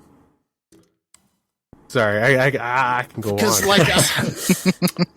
I guess the idea of like the Superman scream being the trigger is like the greatest protector of Superman, or the greatest protector isn't here anymore, so that's the trigger. But like Superman hasn't been there, only been there for like 25, 30 years at most, and yeah, thousands of years have gone by, guys. Like Mother Box, if that was what did it. But like, so what I see is. I see the excitement of Zack Snyder, who, as a filmmaker, has just risen up for me. Like, I love this guy. He's kind. He's excited. It's fun to watch him go. And I know that he, misguided, was just like, I want to start it with the death of Superman. His scream wakes up the... This is how it starts. His scream goes across the fucking planet, wakes up the mother boxes, and we go right to the Amazons, and they're like, Whoa! I'm like, I love you, man. I get you. This doesn't make sense, but the idea of it and like the visual was astounding for me. I felt like I was watching like a real like legend unfolding before me. But then 8 seconds later, like, hey guys, you don't know. I don't know how you should know the Kryptonians can get this power level. And he wasn't there 1,000 seats. I'll let it go, guys. I'll let it go because I'm I'm unfairly giving you guys passes that I don't give other fiction. So that's how I ended up. Like the moment, like I said, like there's been throughout all the DC movies, I give them passes because they keep having these moments that hit me emotionally, genuinely.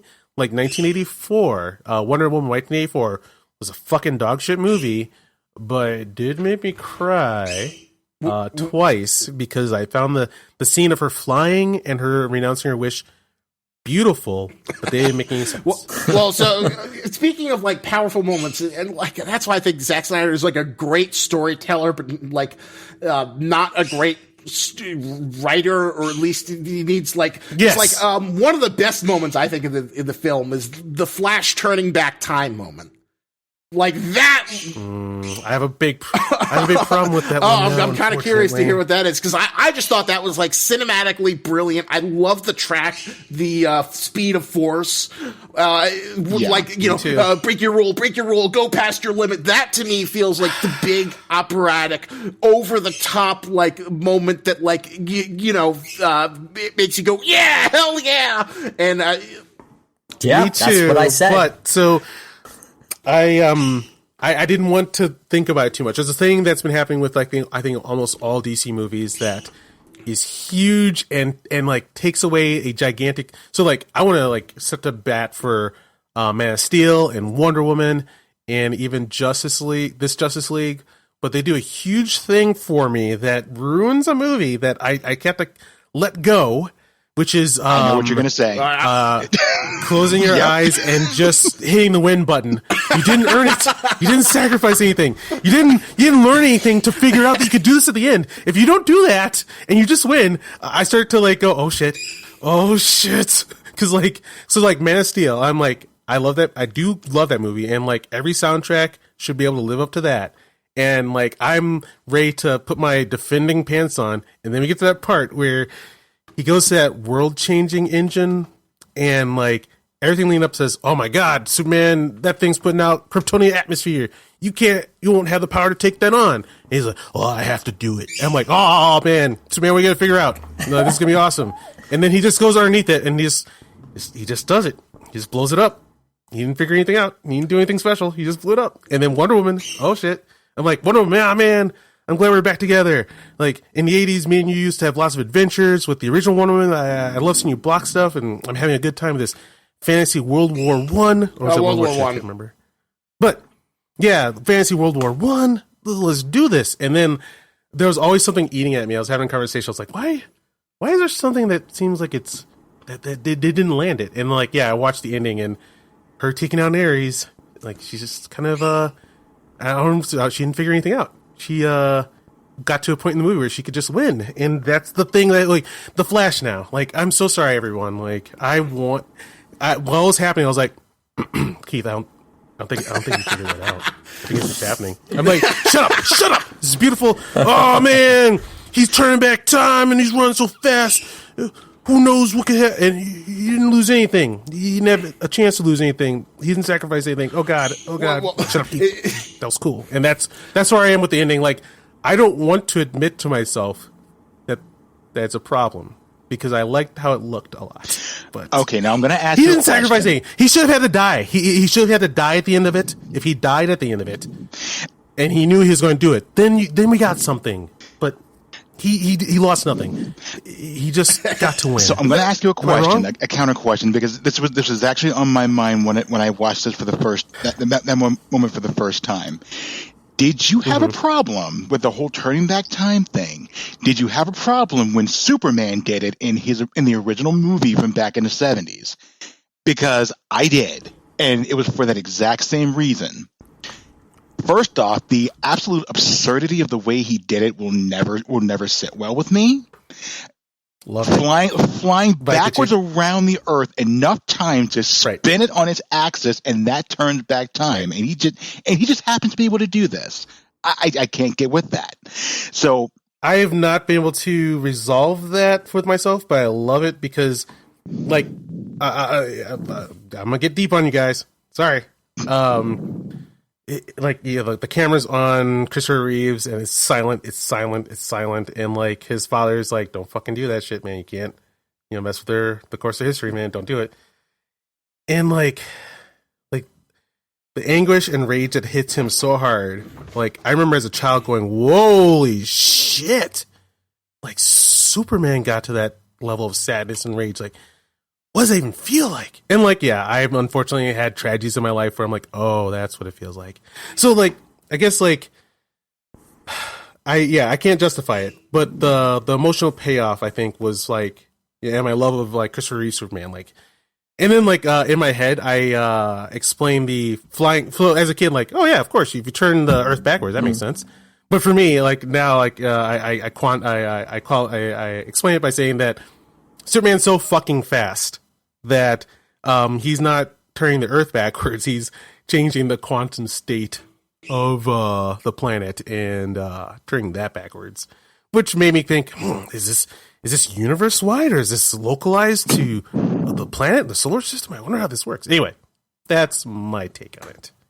Again, I was just curious because that was a thought that was running through my head when I saw this in the Justice League.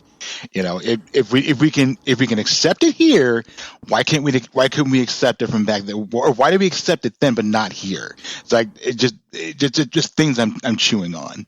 Yeah, I mean, I think standards change over time. That's for sure. And we all kind of have to decide when are we going to draw the line, you know, in these fantasy movies. But I can answer it. It now. All right.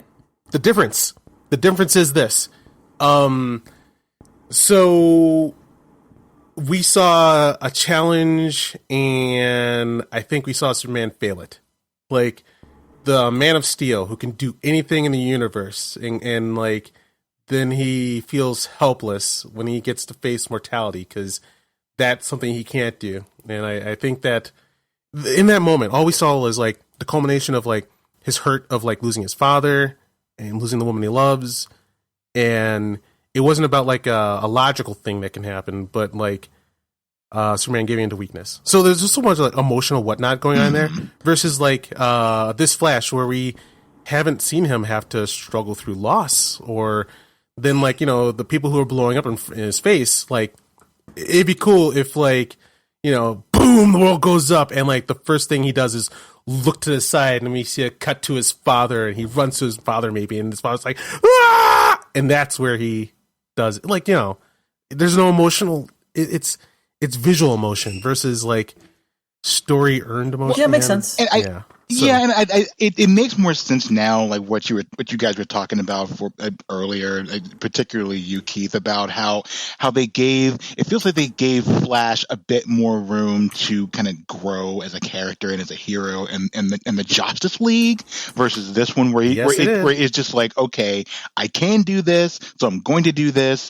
but there's no real lead up to this as far as why I should be doing this and why, you know, apart from just, okay, I said earlier in the movie that I wasn't going to do this, but we don't know why. And there was nothing within his character in the Snyder cut that was established that says, okay, it's this point that I'm going to make the choice to do this, and here's why it matters. Well, yeah, you know, here's my defense. Yeah. You know, if Keith gets to defend the fucking mother boxes, then I'm going to go out on a limb for this baby. I haven't defended mother boxes, I don't think, but I might. Like, to me, like, all right, you're right. If there was like the best shonen storytelling is where the character has some sort of greater epiphany, and that leads to a transformation power up, and they beat up whatever the hell the demon Superman or whatever they're fighting here, and they're really lose my mind. Yeah. Oh yeah, they're the best when they're executed. They're hard to execute because it takes. But you know, when you do it, then you have 100 million selling manga. You're the king of the world. And for this, doesn't quite hit that level, but at the same time, I'd argue that like the Flash's overall arc is that he doesn't really fit in. You know, Wonder Woman's this badass warrior, Aquaman's the ultimate bro, go. He's just like a dweeb. He's the closest thing we have to an audience surrogate, but he has this incredible power. But he's never been forced to like go to that extreme, push himself beyond that limit. And here you have this great circumstances because we always have like the world obliterating beam, the bullshit trash in the sky, as Will Smith said in Suicide Squad. And then the worst case scenario, even Superman isn't there enough. The world is being blown up in the Unity. Darkseid's going to come and conquer it all, and nobody can do anything about it. Everyone's about to be obliterated. And for a split second, the Flash sees that it is all on you. You are the only one who has something that can change it. And then he's forced to go past his limit, break his rule, and go beyond plus ultra. And he's got that awesome soundtrack. So, yes, you're right. Narratively, it's not as justified as it could be, but I'd say that, like, the music, the direction and the visuals do the heavy lifting to make it be like, holy shit, oh, it's so cool. And really quickly, I think all of you are doing what I'm doing and giving it a pass. Like I'm like if I wanted to take this movie down, I could be harder on it, but I want to let it go. I'm like everything that leads up to my head. I'm like, oh god, no. Like Mahler, I love that reviewer, dude. And he was the one who actually like his review made me go, Keith, I know it's in your head. Nope, I'm about to say it. He hit the win button, Keith. Stop acting like you didn't see it happen. And then like shoot, my brain farted. And kind of going along with what Isaac was saying about the because this is I was going to make a very similar point. The Flash is 1000% the audience surrogate for this movie, and so I think that a lot of that build up or explanation you want is sort of it's substituted for the fact that like that is the person that we are getting brought along on the ride with. And so it is then automatically emotionally more impactful if this person that we are really syncing with emotionally is the one that has that like big move at the end. Still doesn't explain it. And maybe all he would have needed was just like a little bit of like a little training montage or something where he says like, I'm not supposed to go the speed of light or over that because crazy shit will happen. Yeah. Just a little bit. So Mahler said that, always, like I said, I'm undoing like my love of this scene. I actually do love it, but I'll be honest, and I'm not gonna hide from myself. So he said like what we saw the Flash do was what every single person would do. If you have a button that allows you to win and not let everyone die, like everyone hits that button. There's no choice. There's no like. So like we needed a scene that explains the limits of his speed and like. You go beyond the speed of light and like maybe like the physics answer if that's impossible and you just knock yourself out of existence. So like if he sees the moment where he's like, oh shit, either I kill myself or I save my dad and everyone, then you earn it. Yeah. But he just hit the win button and everything was fine. Yeah. Well, why'd you guys make me say this out loud? All right. Yes. Oh no. And let's stop. And we're back. lots of glitching this episode, but we soldier on. We're doing it. Where were we left off? What was going on? We were hammering away at that Flash scene at the ending. Near the end. But I will provide us with a segue. So Isaac, you brought up Flash's theme. Yeah, and.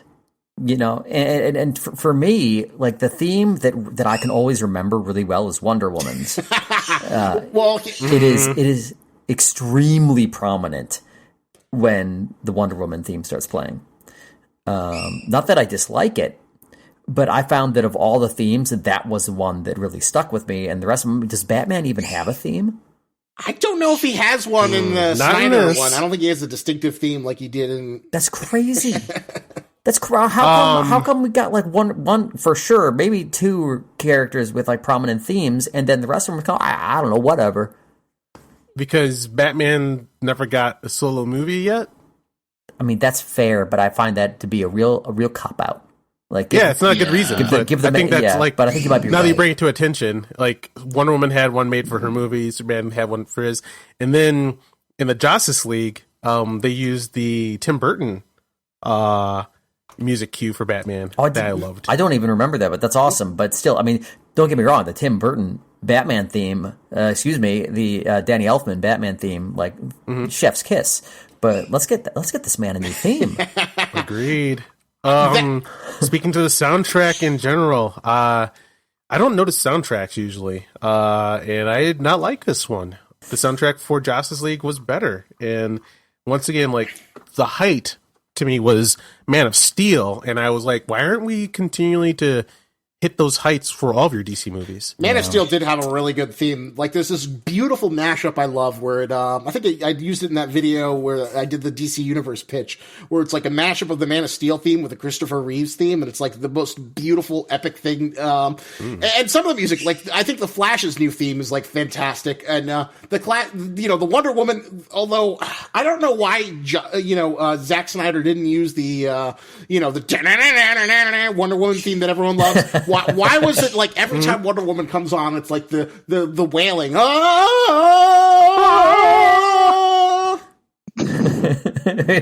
Lord, she's coming. What if it's running out of time? Like, so like they're not thinking about the soundtrack too much, and like I said, that soundtrack isn't so good. So maybe I'll say I want to be insulting and say laziness, but maybe that's the word. Maybe they're like, "Fuck it, man! Do the theme again." What else are we gonna play right now? What else makes sense right now? Well, I don't know. Give me a minute. no, just put the fucking yodel. Let's go. Fine. All right, everybody put on your yodeling pants. We're doing it again. I want to shoot Nightmare League already. I mean, you could have used like the mixed up a little bit. Had the the classic Wonder Woman, the one that everyone loves. I don't know why you defaulted to the pretentious wailing, because. But I mean, that's not. Are you talking about the Josstice League now? No, I was talking about the Snyder Cut. The Snyder Cut is. I think the Justice League does use the Wonder Woman. The Wonder Woman theme. Oh yeah, but no, I mean, I think the Snyder Cut used the one you're talking about, the one with the guitars and stuff. Does it? I feel like it does the Amazon wailing way more than the guitar. One flows to next sometimes. It flows, yeah. But it's like, there's certainly the wailing. And by the way, a lot of creepy singing in this movie. Did you guys notice that? Yeah. What's with all the creepy singing? Oh, like the lady singing for Aquaman? Yeah, exactly. I forgot about that. That was depressing.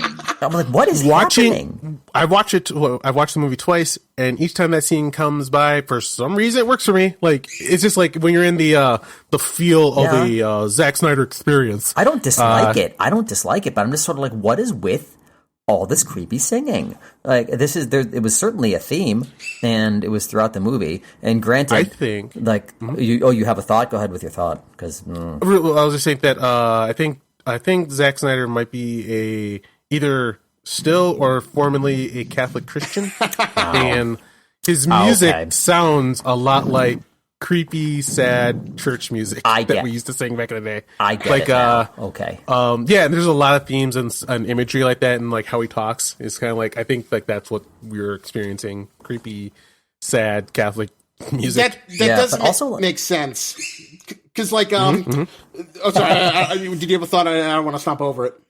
No, please tell me why do you feel it does not make sense? Well, because like the whole idea is that like Zack Snyder wants this to feel like this Greek epic, and the idea is that like whenever you have a course, it's infinitely more important. It's like what made Halo stand out from every other Space Marine shooter, outside of its great gameplay loop, was the fact that it had this like Gorgon monk chorus. It made it feel a little bit more artsy than Killzone or any of the other shooters at the time that we don't remember anymore.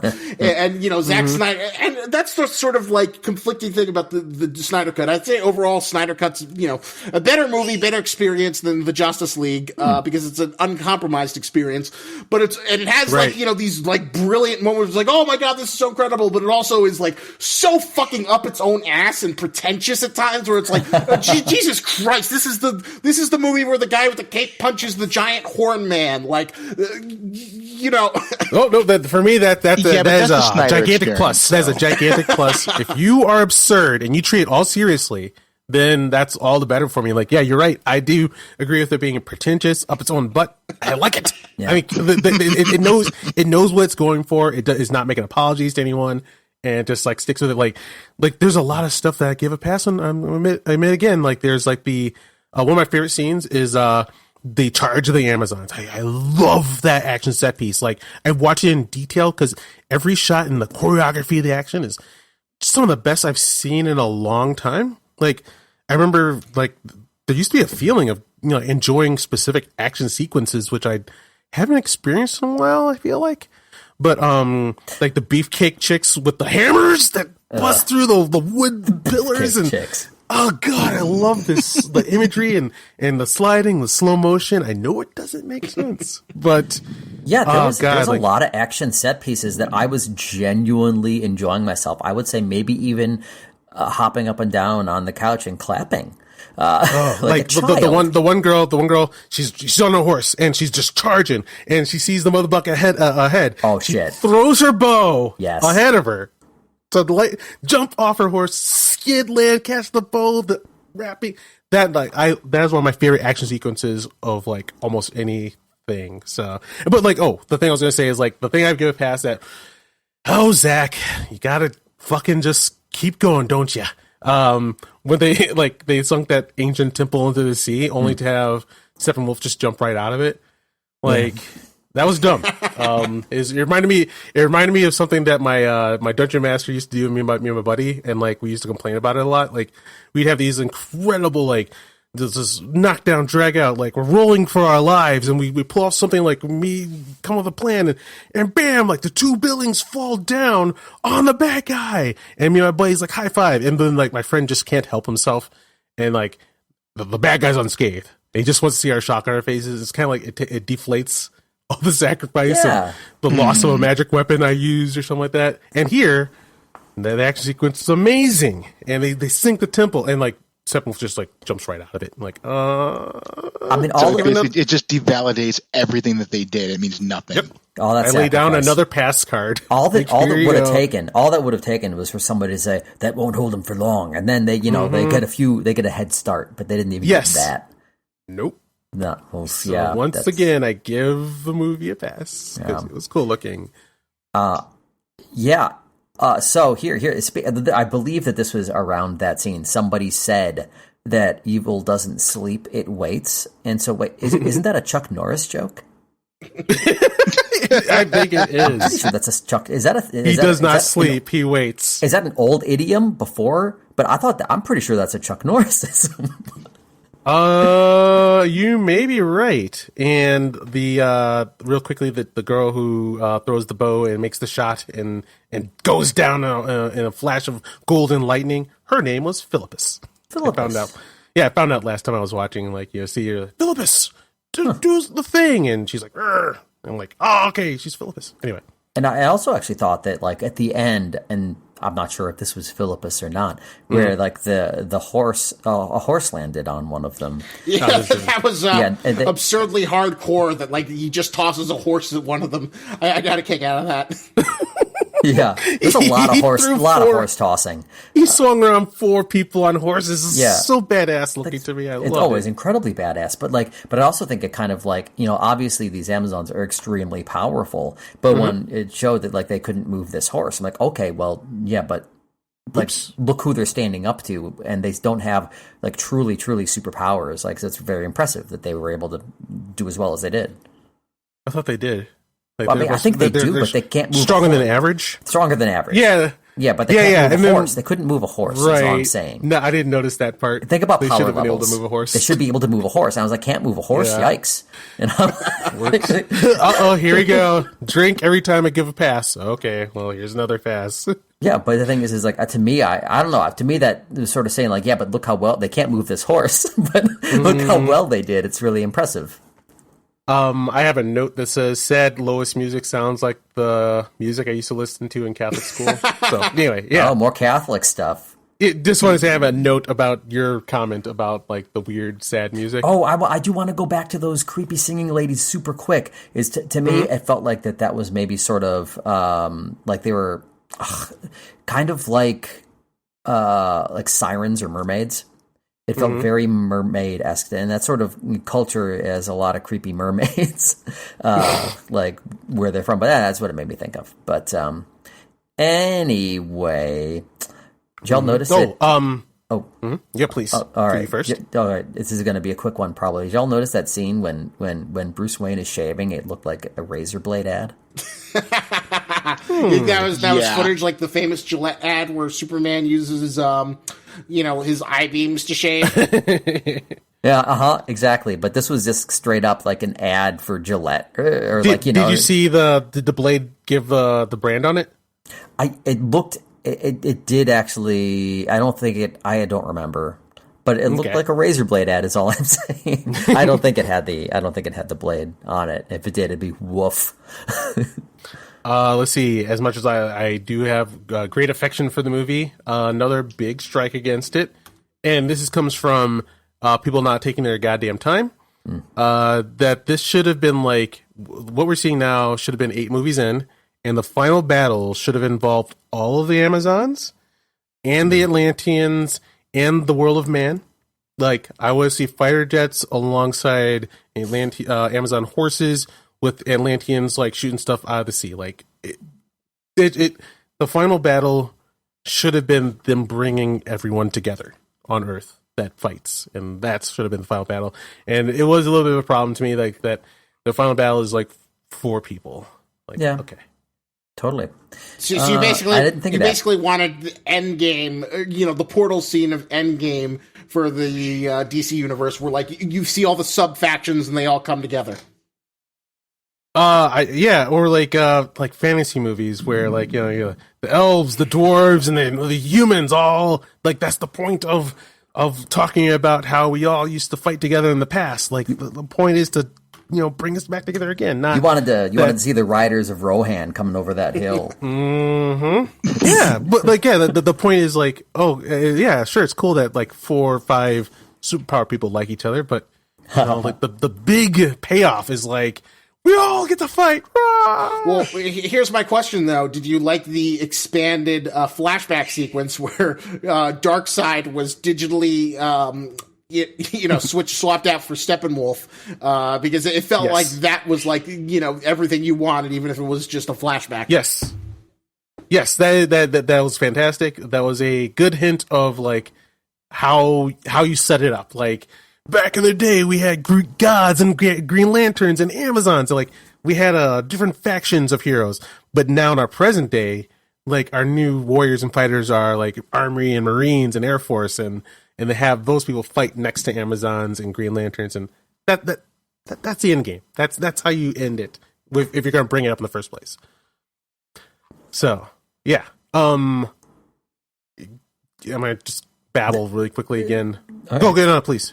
Oh, all right. Well, no, this is another real hey, did you guys notice moment? But did you guys notice that Gotham University was playing Wisconsin? Yes, yep. I did. I think as a Wisconsinite, that's definitely a Leo point at the TV moment for me. Being in the city of the team they're fighting that they're playing against, that was heartwarming. And then, like right when I saw like they're playing Wisconsin, I was like, okay, wait a second here. And I looked up Zack Snyder, and he's from Green Bay. Oh, what? Nice. Oh, yeah. He's one of us. Yeah. That's why he put the Badgers in there. Hometown proud. Oh, that's hilarious, and I love it. Yeah. Wisconsin Badgers are canon in the DC universe. Oh, I love that. Well, the thing is like, I think people generally, like, people are proud of their states and whatnot, but I feel like people from Wisconsin are on another freaking level. When it comes, because when I'm talking to people like in New York, people generally aren't be like, oh yeah, Vermont, yeah, I love it, but I can't. New Hampshire is my place. Well, Wisconsin, guys, let me talk about the beer and the cheese and the brats. Insufferable. All right, so I'm gonna talk about Steppenwolf. I had no problem with the first Steppenwolf because I don't get bothered by bad special effects. In fact, I kind of think, okay, so here's the thing I'm about to say of Steppenwolf. I don't give a shit about sympathetic bad guys. Fuck them. I don't so every time there's like a 2-dimensional bad guy, people get so upset. I'm like, no, I don't care what his motivation is. He killed a planet of people. I'm killing him. Like, that's all I need to know. I don't need a sad scene of someone like, oh, okay, go back home. Like, fuck you, man. I don't make a sad face. I can't wait to see your horn get chopped off. Yeah. But but the first Steppenwolf, like, he's relishing his evil. Like, he's doing this for conquering reasons. And, I prefer my bad guys just to be pieces of shit versus, do you like feelings. So do you like do you like the first version of Steppenwolf better than the second Steppenwolf? A little bit. The only reason why I like the second one better is because it's more, in Zack's vision, which, it feels more like it just all feels like it's not as disjointed. I'm seeing Zack's vision. With the other Steppenwolf, I'm seeing Joss insert, and there's like a cobble thing going on. And then, like, even how Joss's Steppenwolf goes down is more clever. After the Justice League finally get their shit together and take him down, like, they set up at the beginning of the movie, which was really cool to me. I like, in Justice League, you get to see Batman working in Gotham, and you hear Danny Elfman theme, and then, like, it's set up that, like, he catches a criminal to get that criminal to give off fear, which brings on the Parademon. But then, like, when the Justice League steps together and they beat down Steppenwolf, now Steppenwolf for the first time gives off fear and gets eaten alive by his dudes. That was a great ending. That's how you cobble together, like, a setup and then a payoff.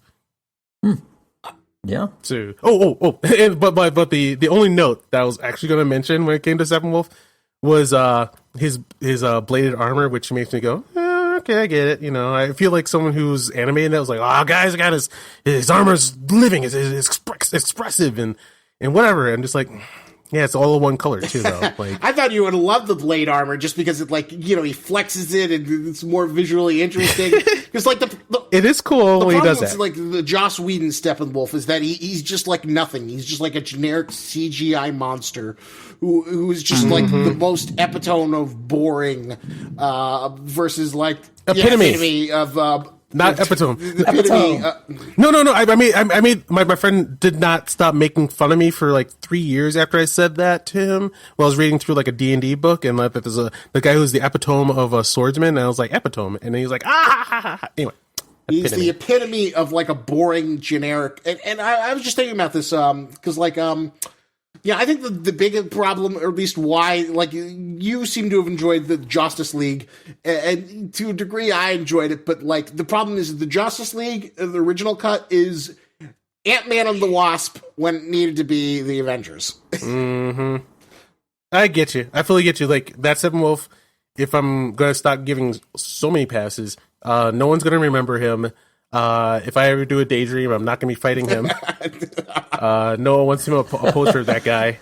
Because like, but my main thing was just like, to me, I feel like the second Steppenwolf was Zack Snyder giving to all these people who always say, the bad guy was 2-dimensional, he didn't have motivation, and just like, fucking, I don't give the bad guy the motivation that he's an asshole, and I'm okay with it because I just don't get more out of bad guys who are murdering planets because they have mother issues or something like that. Like, oh, whatever, man, I don't care.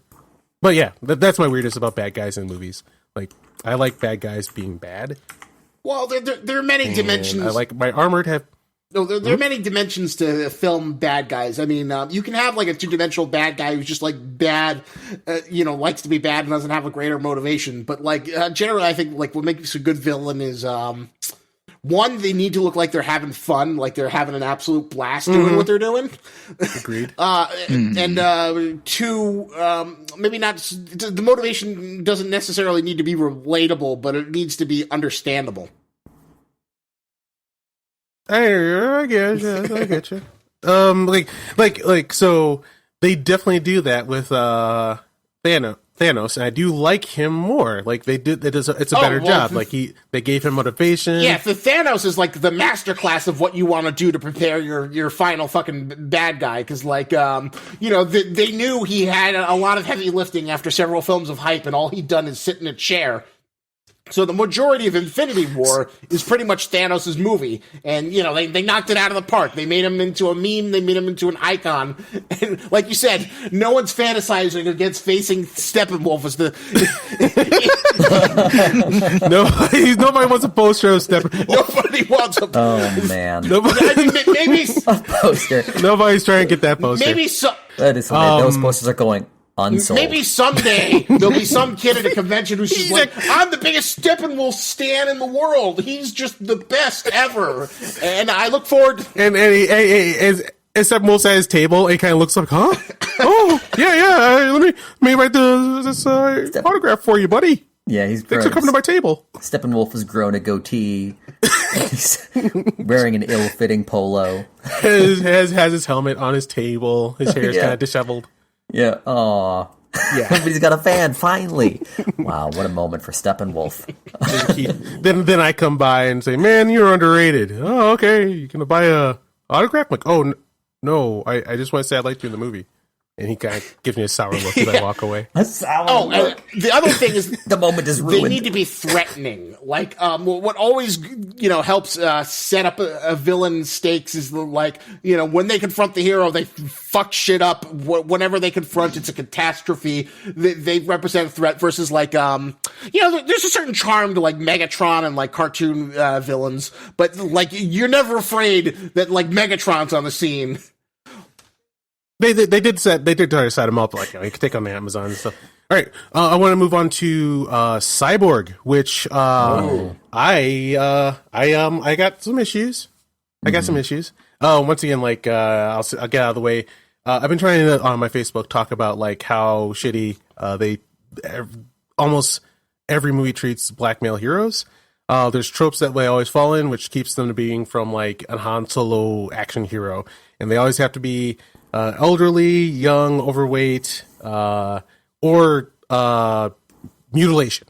So, yeah, seeing Cyborg mutilated wasn't cool. And then, they're building up his story in a way that everybody's, clapping for. And I'm like, yeah, it's cool. But what I feel like I'm seeing is, Zack liking the actor and trying to give him more because there's not a lot there that the movie wants to get. That's an interesting observation, but go on.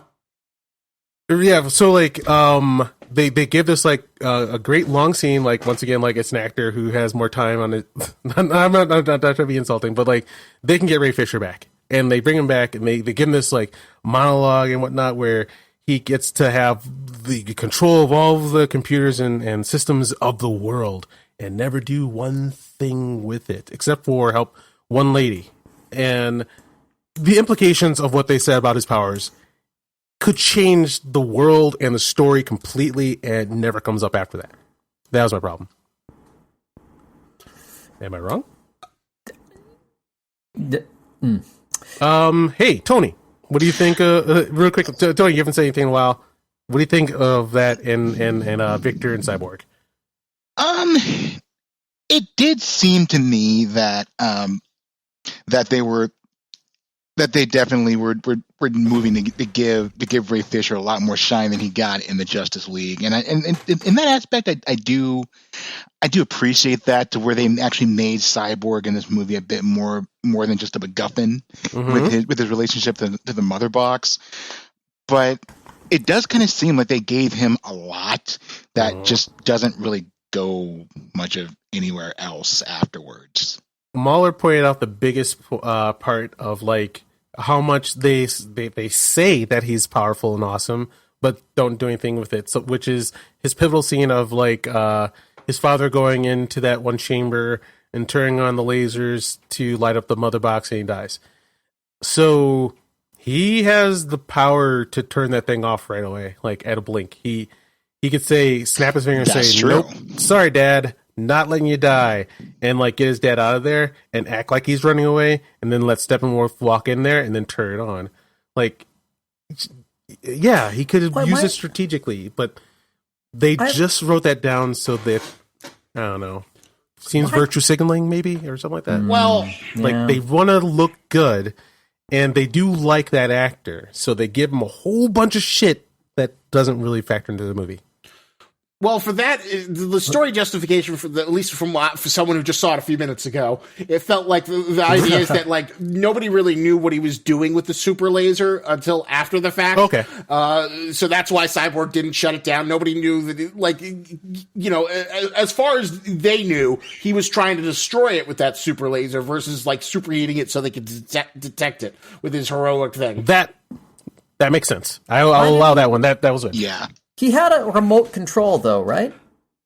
Why do you have to be in there with it? That I couldn't tell you. Why did he have to die besides, like, the sad sacrifice? I don't understand that.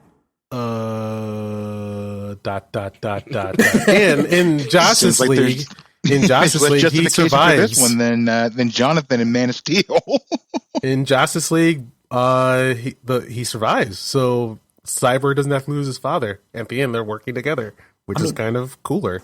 I think it is absolutely is cooler. And I mean, like, I don't know, him dying in there, it just seemed so unnecessary. All I could think about was like, why are you in there, man? Get out of there. Yeah, you don't have to be there. My only thing I was thinking was like, oh, gorgeous. Because like there's like this color palette the whole movie has that I'm positive is from Excalibur, and I love it. It's just like this kind of like this metal steel like palette of everything that gives lightning glows that I remember from like there's a glow that they've been doing lately in movies that's from the 80s that I can't properly describe, but when I see it, it triggers the pleasure that Kid Keith felt when he saw that kind of lightning back then.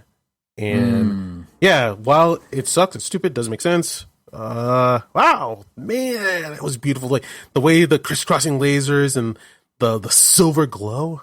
I like the visual, but yeah, the story. Yeah, there is a certain I would almost say like cyberpunk-esque 80s, very 80s color palette that's getting used a lot. I actually saw that getting used quite a bit in Godzilla and Kong. Yep. And it's this sort of like fuchsia and maybe cyan mix. That wasn't. They didn't do that here. I did see it. It was yeah, they totally did. It was believe it or not, I think during the scene with the Batmobile when he was driving that around. I'll need to look at it again. Maybe I saw things that I didn't think I was seeing, but I'm pretty sure I saw it a little bit. But to me, it's possible. To me, the colors that we're seeing here are a video that I'm positive none of you guys watched, but you need to. There's Comic Book Girl 419, I think. Oh yeah, she's still around. She was like a big thing, but then she kind of like how's she doing? I'm a huge fan of hers. She's a goddess, and I bought her Not Safe for Work calendars, and also listened to her Dune Club. Like, there's a summer where I was listening and reading Dune, and then like every several chapters, I'd go to her like book club on it as she breaks down what happened. Oh, but like she had like she got a big L, like something bad happened to her, and so she fell out, and she's trying to make a comeback lately, and she seems to be doing well. But she did a video about Frank Frazetta and how Frank Frazetta really influenced a lot of filmmakers, especially in the 80s, and how when you see Excalibur, every shot looks like a Frazetta painting, and that's the color palette that I think they're going for here in this movie, which is Frazetta. Very cool. So hey, I have a quick character note. Before they snuck themselves into the facility, the Flash was like showing hats to Aquaman, and he's like, "All right, what do you think, A or B?" And I was expecting was like, "You're being dumb," but instead he says, "Let me see A again." I'm like, "Oh man, that was great." That was a good character moment. I like that. That was a really nice little character moment because the obvious thing to do is be like, you're being a dumb kid. But instead, he was like a good like friend / bro. I was like, I don't know, man. Let me see. I don't know. I really like that. A personable back and forth. I saw that scene. I like that too. Let's see that one again. And I think that kind of goes with their relationship, the Flash and Aquaman. I felt like there was sort of like a Gimli Legolas thing going on there. Almost, but not quite. Yeah, almost, but not quite. Exactly, because like they're maybe not the same amount of hostility that there is naturally between dwarves and elves in Middle Earth. But like I don't know, that like the moment that the Flash like ran into Aquaman and Aquaman gave him that real strong point. Oh yeah. That was a good point. That's all I'm saying. in Mahler's review, he uses that point a lot when he gets angry in the review, saying, "How didn't you notice?" And you see the Aquaman pointing at the camera.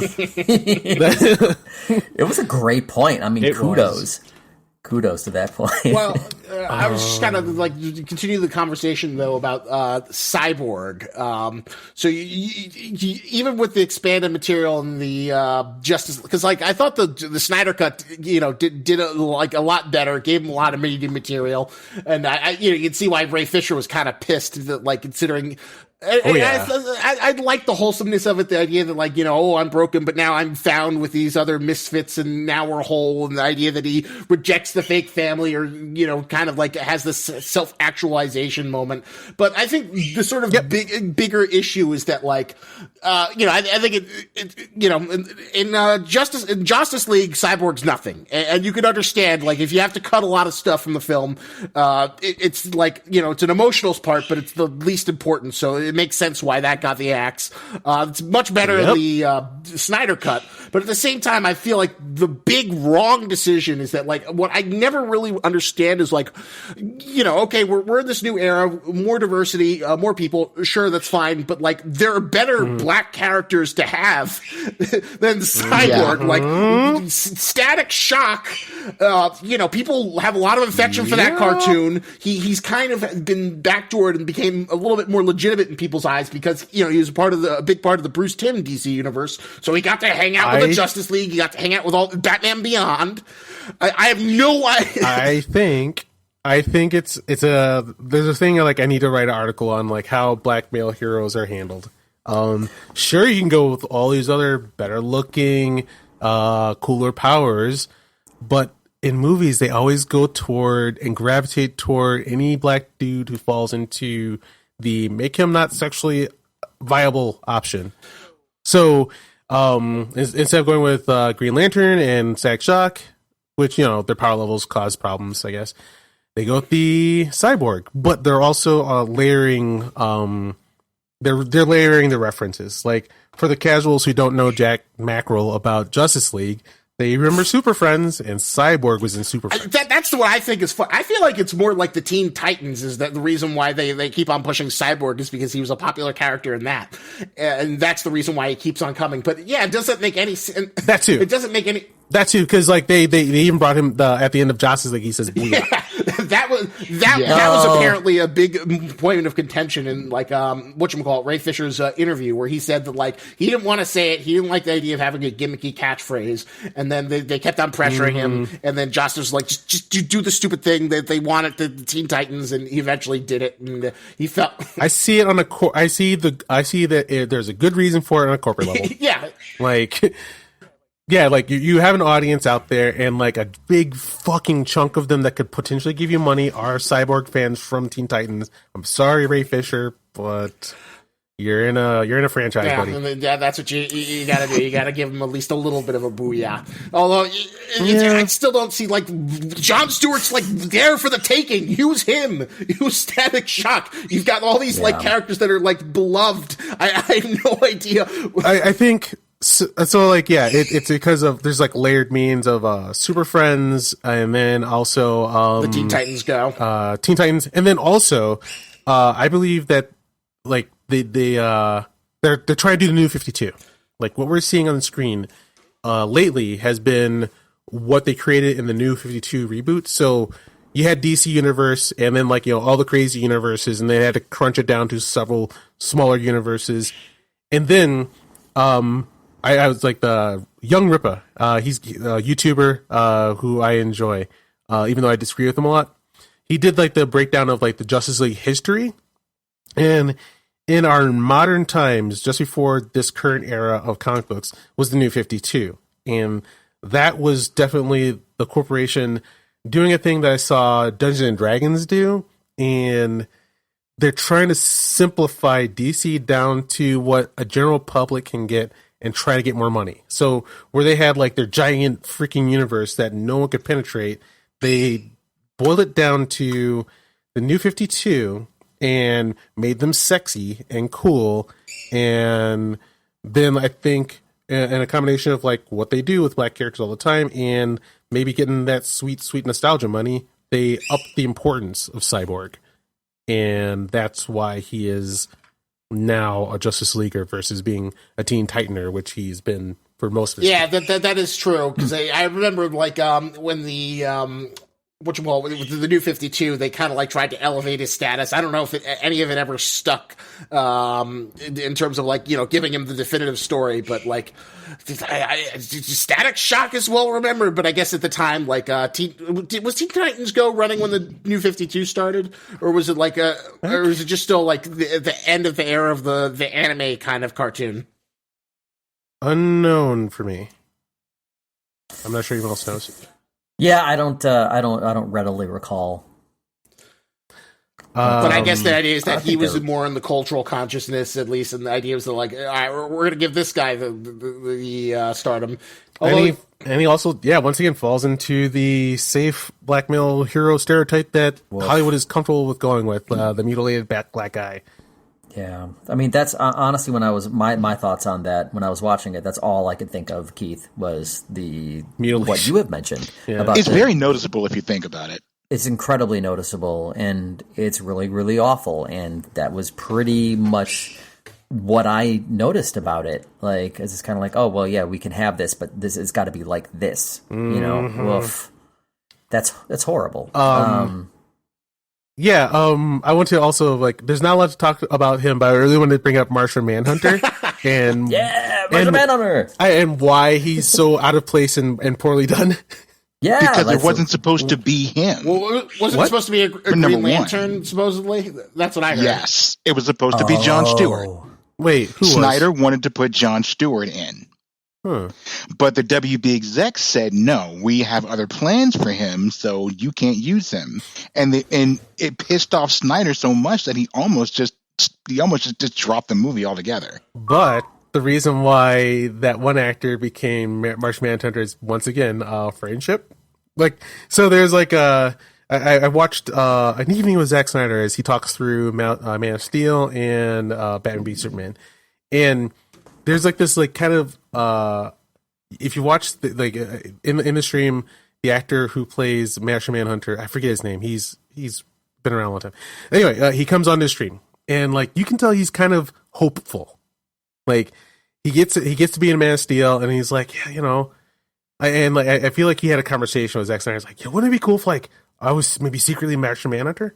And like Zack Snyder's like, yeah, it would be cool. Because like I have experienced like before, like in the past where I've known like a couple like DC list actors on like TV shows, and like I hung out with them, talked to them, and they and their family and their friends, like they come up with their own fan fiction, just like anybody else. They like their characters, not just a job. They'll come up with like fan fiction. So what I saw was them put stuff in to say, yeah. Well, let's say you're Martian Manhunter. And then, like, now we had the last movie, and the chances for him to really be Martian Manhunter are basically gone, and he's probably sad. And Zack's like, hey, man, I'm going to put you in the movie. I'm going to put you in the movie, and it's going to be really quickly. How about, and, like, he has to look throughout the entire movie, like, where can I do it?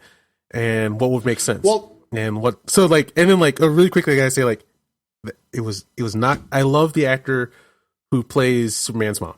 She's really good. And in Zack's scene between her and Lois, it was really good, but you fucked it up by not making it be his mom. Yeah. And yeah, that was not cool at all. That was a good scene and emotional. That was a terrible choice. Like, yes, it's when you put it at that, like, I'm gonna give my buddy some fun and, like, you know, maybe Philip Coulson him. It makes it a little bit more wholesome, but he did not need to be. He did not need to be in that goddamn movie. Yeah, how would you like a scene with Ben Affleck? I can set that up. All right, we'll do it at the end of the movie. And like that's the nonsense thing. Like he just, hey, I'm on this planet too. Can let's do stuff next time. And Ben Affleck goes, yeah. And like I'm a fly away now. And like all right, man. I'm glad I got you in the movies. Thanks, Zach, is what I saw. That probably about something. Well, here's another thing that we haven't discussed yet that I'm kind of curious to get your guys' opinion on is the Superman resurrection scene. I hated it in Josstice League, and I still hate it in the Snyder Cut. I just thought it was like the worst way to. I want Superman to be heroic. I don't want the injustice, miserable. I'm gonna murder everyone, Superman. And like it's a little bit better in the Snyder Cut, where it's like, oh, if the blah blah blah mother bucks can rearrange matter, maybe it'll rearrange Superman. But like, I still thought it was like, and it was really stupid. Oh, my defense system, I can't control it, and then it shoots Superman, and then so bad. It was just like really ham-fisted, lazy, stupid writing, and that's just like one of those things that like reaffirms my belief that Zack Snyder should never write stories. I agree. Let me see. So. I think Josstice did the Return of Superman way better. Superman had no reason to put the black costume on, but I know that's something that Zach has a huge boner for. He loves seeing that black costume. He really wanted to get into the movie to the point where they didn't actually make the suit; they just recolored it on screen. And he's like, "Fine, fuck it, that's close enough." But Justice League, like, no, in this, it only makes sense for everything they're working for us to get the genuine colors of Superman back without, like, unless we have a scene where he's, like, feeling really remorseful or something, you just can't just put him in black. So, in Justice League, he comes back in his regular costume, and then he says Superman Christopher Reeves things like, I'm also a big fan of Josstice. I'm like, yes, and he punches the bad guy. I'm like, oh, God, yes.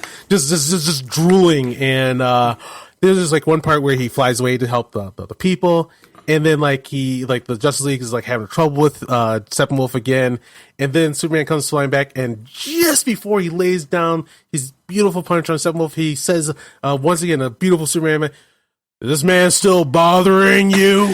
Boom! I'm like, God, yes! In this Justice League, he shows up in his black costume, which I do want to buy a figure of because I am a mark for Zack Snyder Superman. I'm too easy. But yeah, it doesn't make any sense. He's not. You gotta say something. Do some sort of reason for him to choose the black one over the normal one. So that's my. I don't know why you didn't just use like the Krypton regeneration matrix that they had from the comic, and then like that's like an excuse for him to get the costume. That like somehow that changes the costume, the Kryptonian regeneration. Because he built this big fucking room. Okay, we're gonna use the big fucking room. And that's why like that. Yeah, like they built that huge ass set for the inside of the ship. They're like, we're not building another set. We're gonna use this. We're gonna use the goddamn Kryptonian ship. And also, a thing that Zack Snyder loves in that Kryptonian ship is the open, empty pod. You guys notice that thing? In all the movies, there'll be a scene where someone walks past an empty pod, and like in his commentary, he always goes, see right there. It's an open pod. Who's in there? I don't know. I guess it's his like excuse for Supergirl to possibly bring her in there. I think it's. I'm pretty sure he's hinting at Brainiac. There you go. Yeah. Anyway, there's an empty pod in all the movies, and if you keep an eye on it, you'll see it. And like Zack Snyder just gets all geeky when it's always like maybe 2 seconds on the screen. It's like, there it is. Oh, what we're gonna do next? I don't know. Anyway. Well, now we'll never know, will we? It's over. We will not know. It is a forever empty pod. How was Superman rezzed in the Josstice League? I don't even remember. Same way. It was the same way. Virtually the same thing. And they even have, in both cuts, they have the, won't Steppenwolf get the thing? We just have to do it. Oh, fuck, Steppenwolf got the thing! Yeah. Oh, no. Hey, speaking of suits, Lex's suit at the end, I felt was very Gene Hackman. Yeah. That was like a total callback to Gene Hackman style. But do you think it took away from what they were trying to do with Alexander's character in this new universe? Yes. Now, they were trying to separate him a bit from that in the first couple of movies. I see them giving into everybody complaining about it. That's what I saw, and I don't like it. That's kind of what I'm getting at.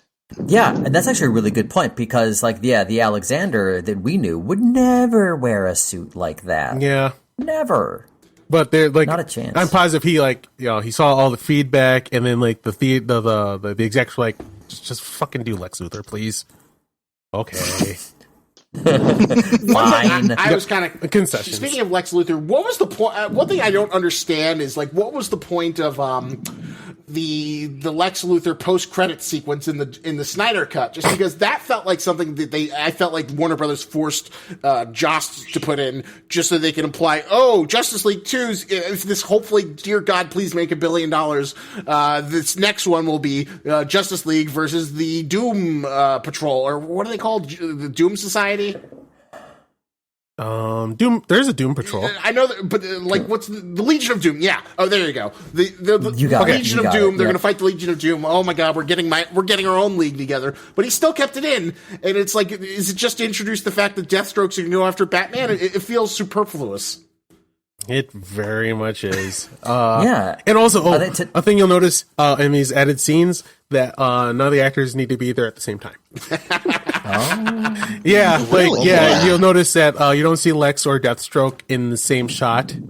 And then also the Nightmare scene, none of those heroes are also ever in the same shot together. Woof. Yeah.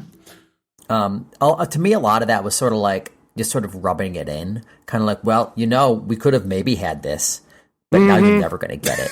Like, so this is pretty cool, huh? Yep. That's what I was saying. Like, I guess y'all should never have turned on me. Yep. Oh, if you guys want more, well, you can't now. I guess. And I do blame society for where DC ended up because everybody went so crazy about the Dark Knight. That's why we got realistic. My most successful video so far. Like, I still think that the Dark Knight was the death of the DC unit. It killed it before it even began because you can't apply that to everything else. You can have mature storytelling, but Jesus Christ, everything doesn't need to be grounded and realistic. I mean, even Man of Steel opens up with Russell Crowe flying on a mutant dragon in an alien space realm. Just go with it. Yes, go with it. That's so true.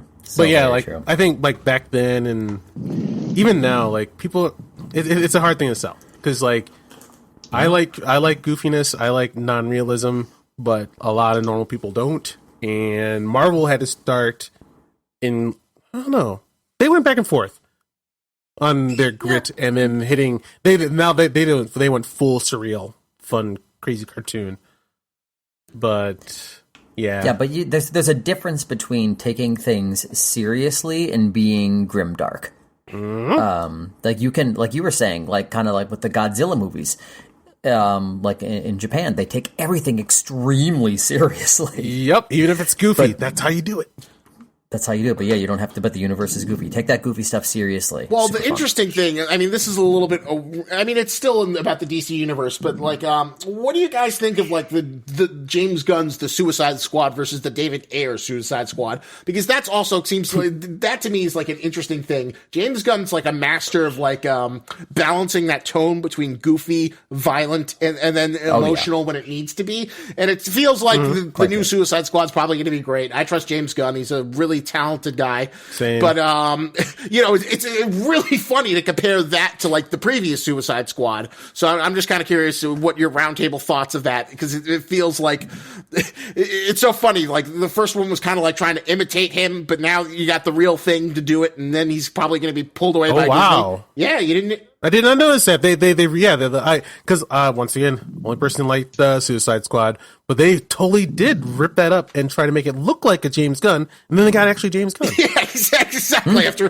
trying to imitate it, because like rumors are that there's an air cut that's very different than what we got in theaters, but Suicide Squad was butchered because of who knows if it was better or not, but it was basically redone by a trailer company for the purposes of like feeling more like a James Gunn movie.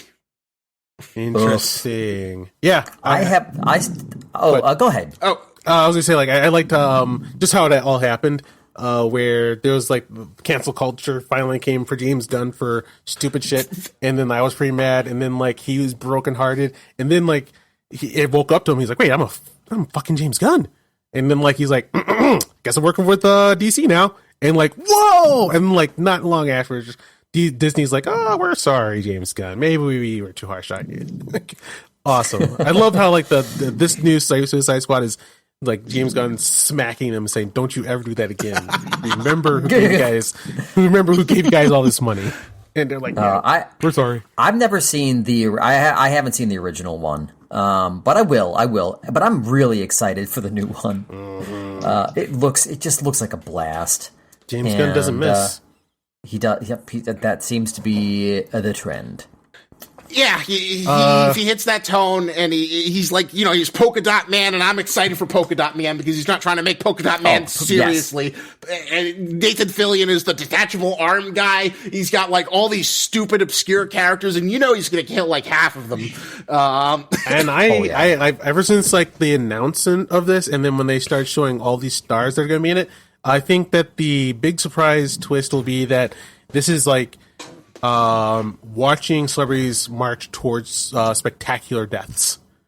Mm-hmm. Like every one of them except for the guy with the helmet, John Cena.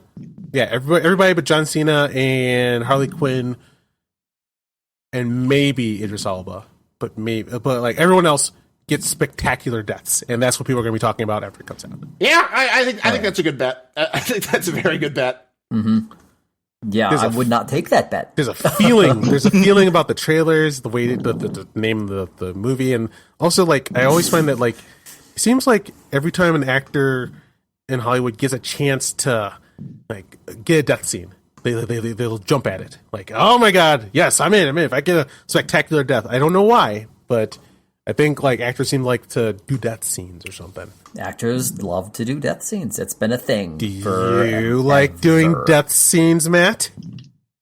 I mean, hell yeah. Like if I get the chance, I'm trying to think if I've ever. Most of my deaths have been off scene or like off stage. Like for like one of my first, I was Guildenstern in Hamlet. Cool.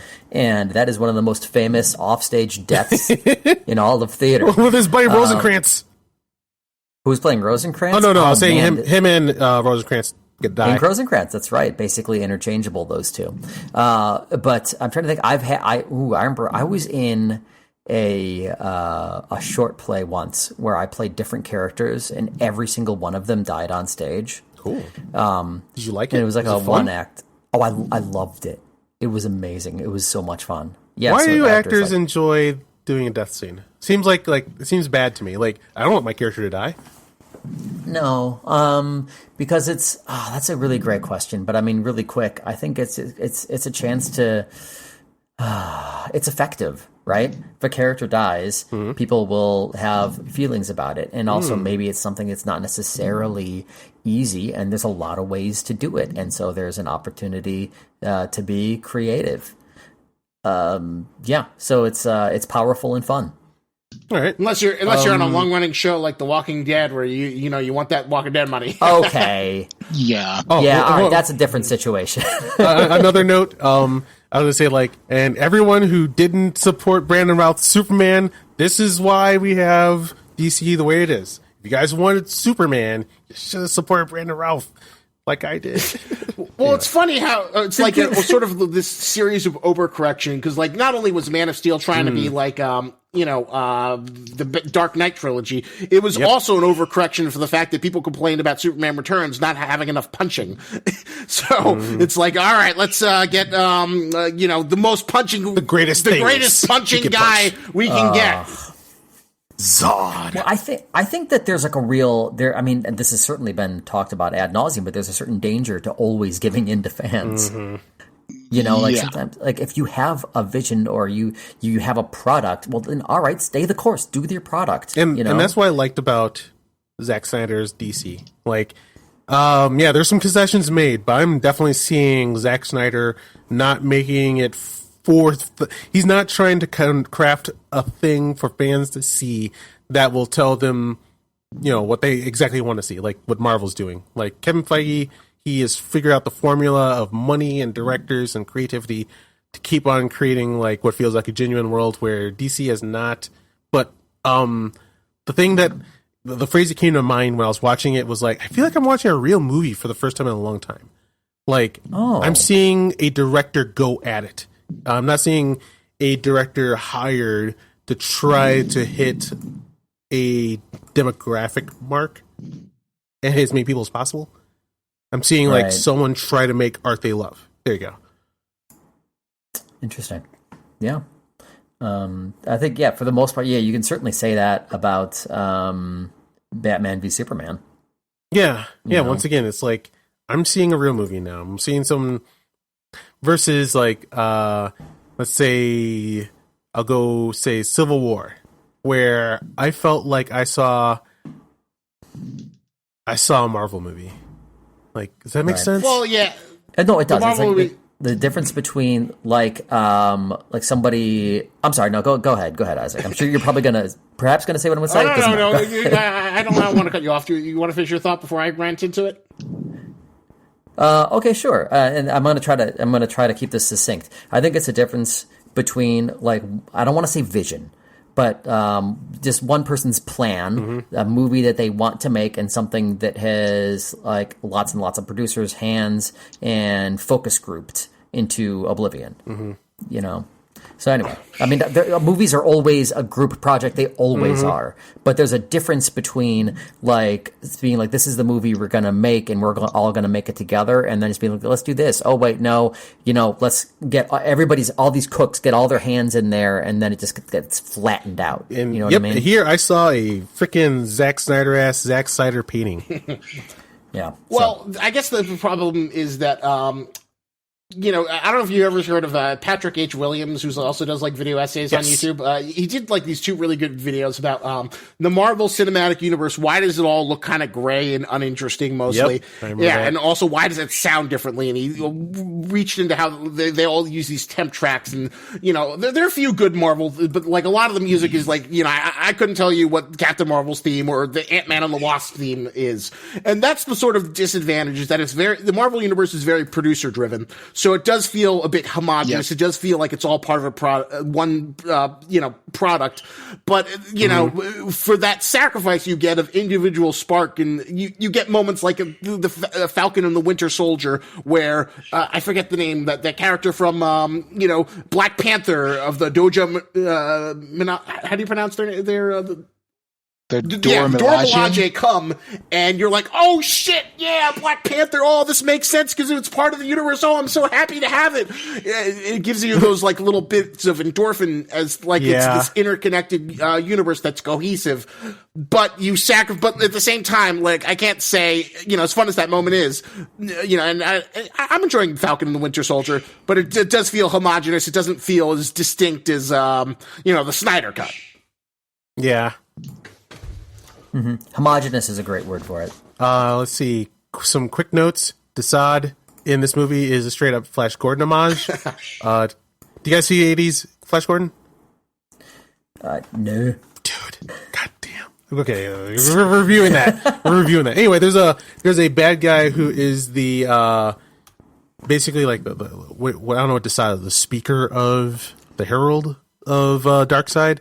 There's a guy who plays the same role and has the same costume and same kind of face as Desaad. And if you guys have seen it, I wanted you guys to go, oh my god, yeah, you're right. But if you haven't seen it, then trust me, he's there. All right. Yeah, it's just, all right. And this is like the next, Thor Ragnarok also had a lot of Flash Gordon in it. This Bat Sky Whale sucks. That thing is not well designed. I don't like the look of it, and they put too much importance on it, and the way Victor gets to talk about it is, once again, feels like it doesn't feel right. Like it's just like a glorified cargo plane. Yeah. And any other? Oh, and one more thing about Victor. It's a trope that I don't like in fiction, which is my dad didn't show up. Yeah. I get to live a rich life and go to the best school, and he has to work hard. Like, I'm sorry, it really bugs me. Like, throughout like all my life, when like characters get mad at parents who give them the best life possible, and they don't appreciate it, that the parent has a sacrifice. Like, that bothers me a little bit. No, a lot. Like, yeah, Victor, you go into the greatest school in the world, and your father gets to go to a first contact situation. Can you please, cut him some slack on, discovering the universe through an alien spaceship? Which I'm pretty sure he knew. Right? It wasn't a secret. Yeah. So, yeah. Those are my complaints. Small notes and complaints. So, I guess I'm almost done with my notes. Yeah. I got a couple quickies, a couple quick notes. Please. I can tear through real quick here. The Flash saying that he was a snack hole. That was fun. Instead of a black hole, he's a snack hole. I like a pun. I'll never get tired of Aquaman surfing on corpses. I will never get tired of seeing Wonder Woman block bullets with her bracelets.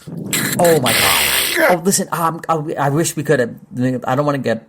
All right, just the way Wonder Woman fights in general is so fun. I know, my god! Like it's when she burst into the scene, satisfying. And like the guy that machine gunned her, and she's like, and like just like her arms gonna blur. And then when she ran across those people blocking bullets, I lose my shit. Like she's punching forward to block bullets as she's running and like leaning forward. Like, I don't know if that's CGI or Gal Gadot actually doing that in fast motion, but like the posing and blocking they do. Phenomenal. Yeah. Like there's like this part where there's this one shot where like she's block, and then she falls to her knees, slides and puts her back to the camera and punches both her fists up and blocks like that. It was so good. So cool. Well, there's like every move is infused with power, but is extremely economical. So it just makes watching her fight an absolute joy. Except one moment, which was self-indulgent, and I'm sorry, it's not that bad, but it's kind of. So like that one fight where there's that shaft they're fighting in with Steppenwolf, and she falls down, and then like thing kicking the slow motion, and I love the shot. It's beautiful. She's trying to reach for her sword that's falling too far from her, and the Flash gets in there and he taps it back to her, right? Yeah. No fucking reason. In the exact reason, she catches it and she lands, but she just had her sword with her. It didn't do anything. She could have just picked it up. Yep. And in Josstice League, she has a parademon chasing her. She gets the sword, slashes the demon, and lands. That's way better. Yep. That's way better. Okay, so other quick notes. All the cemetery scenes were super spooky. I really appreciated that. They had a certain. All the cemetery scenes had a pretty specific feel to them. Did you like what did you like better, the Justice League or the Snyder cut cemetery? Justice League. I would need to rewatch the Justice League ones to really compare. But here I will say this: is I don't remember the Justice League ones leaving an impression on me. Well, they had Flash making a cute little pet cemetery joke about it, so there's like a little bit of levity between him and Cyborg. And I'm cheating by I watched too many videos comparing them to see exactly why one might be better than the other.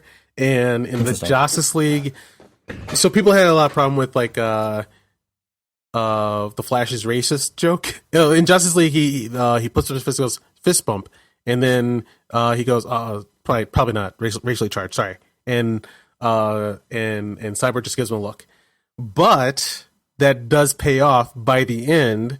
Because once they're staying all together, victory and like we're all friends, Cyborg does say, give him a fist bump. So, so in the Zack League, we get the fist bump for no reason, but in Justice League, there's a good reason for it because it was like people think it was racist, but no, Ezra Miller in this Flash is a dumbass. He's a fool. Yeah. But then like totally in the Justice League, Cyborg's like, you might be a fool, but you're my friend now. Fist bump. Oh, that's nice. Mm-hmm. And my final note is those cubes with the I'm already blanking on what they're called. Mother boxes. Yeah, the mother boxes. The way that they're moving, they look like a product from Spencer Gifts, and they just look like they'd be a lot of fun to touch. I agree. Yeah, that'd be a good piece of merch. It has like those little pins that come out, so it feels like it's pulsating. Exactly. Another very satisfying desk toy. Another note. People complain about the long sequence of the arrow shooting to Wonder Woman, which I liked a lot because once again, you just get to be there. Okay, but when she goes to check out the tomb, she has to go to a tomb. She gets that the torch and whatnot, right? And she lands, and right as she lands, that shot is straight up a video game level. Like there's like she lands on a platform, and there's like a platform behind her, and like there's a platform in front of her that looks like a level of like Prince of Persia. And positive Zach did that as a Tomb Raider reference. That's awesome. Like if you look at the shot, she lands, and everything in that shot is like a level of almost it's a literal shot of a video game. And you see them mentioned earlier that she's a quote unquote Tomb Raider. They even say that word. That's so funny. There's another moment where Wonder Woman is fighting, and they go for like a straight up side view that very much looks like a fighting game. I think. Yeah, my notes are done. All right, Tony. Any final words or thoughts? Honestly, I think we touched on everything I was going to bring up. That's really all I have. What are your final feelings about Zack Snyder League? It was needed for me. Mm-hmm. It was something I needed to see. It wasn't perfect. There were things that I didn't think fell the right way surprisingly compared to Josstice League. But overall, I think it gave me a bit more closure to that vision, to the overall vision of that universe that we're never going to fully see fleshed out now. So I can appreciate it. Cool. Matt, final thoughts on the movie? Yeah, I had a hard time getting into it at first, but then after about 2 hours, I was hooked. And overall, in maybe a week or two, I'll have some real genuine criticisms. But having just watched it yesterday, Tony, like I think what you're saying right now is it's just really nice to see the vision, and I think it was markedly different, and I really enjoyed the hell out of it. There you go. Cool. Isaac. Final thoughts on the Snyder Cut. I definitely enjoyed it. I think it was it's still overdrawn and excessive and ridiculous. But there are, like, some few genuine moments of, like, Zack Snyder brilliance. Like, I still really love the, Flash running to reverse the world. As misguided as the nightmare scene was, there's a certain joy to seeing the Joker say, I'm going to give you a reach around, Batman. I like it. He's such a crackhead. When he said that, I was like, did I hear that right? I couldn't help but just chuckle about Zach. Like, Zach, you fucking crackhead. Yeah, Zack Snyder got to make it as violent as he wanted. It is surprisingly violent for, like, what's supposed to be a all-ages family film. I definitely appreciated the Snyder Cut that it exists. I also feel like a little bit more sympathy towards Joss Whedon, and I feel like he deserves a little bit more. The poor guy was forced to make the Ant-Man and the Wasp while, out of the pieces of, like, ultra-violent Endgame, and he mostly did it, but nobody really thanked him for it, and, he was dealt a terribly bad hand. And tried to come up on top of it. But, I still say I enjoyed the Snyder Cut. Although, I don't think for the long term, it's nice that it exists, but I'm not going to die. I'm not going to lose sleep if the Snyderverse isn't restored. Right. All right. Then my final thoughts are, one last note, Batman throwing batarang at the Flash, just makes no sense from start to finish, but I could tell that Snyder really wanted that shot. It does look so cool where you have like Bruce still in like the throwing pose, and then like Flash reaching out toward the frame, toward the battering, and grabbing it with his fingertips. I love that shot, but it doesn't make sense. Zack Snyder, he does this a lot, and I give you a lot of passes. So yeah, what I saw was that two men were given marching orders and limitations, and they both tried fucking hard as hell to make a good movie within those limitations, and paid a dire price at the hand of the audience. Like, people are going after them specifically as people, and like their bad job as movie makers are just like reasons for them to just hate them as people. When like I don't know, Joss Whedon, he's fucked up, but I don't need to hate the filmmaker for fucking up. Rian Johnson, he did the greatest transgression against me of all time with The Last Jedi, but I don't like have to shit on him as a person. I wish we wouldn't do that with Zack Snyder or Joss Whedon, not with their job as a movie. So within their limits, I liked it. And just speaking specifically to Zack Snyder's film, like, it was great. I really liked finally seeing like a big epic that is not aiming for the four quadrants. Like, this is a dork who wants to make it look like this, and he goes all out into, making mistakes. And even then, like, I'm kind of having fun because, like, all right, humans make mistakes, fine. It felt more human, like more of a human experience versus a corporate ka-chunk machine. Even though there's like lots of underhanded stuff that he's doing to try to get another job, I like laying all those like Easter eggs, and maybe there'll be more. But yeah, in general, even with all its flaws, I had so much fun, and I hope this sets off a trend of like giving eccentric filmmakers 4 hours to do what the fuck they want.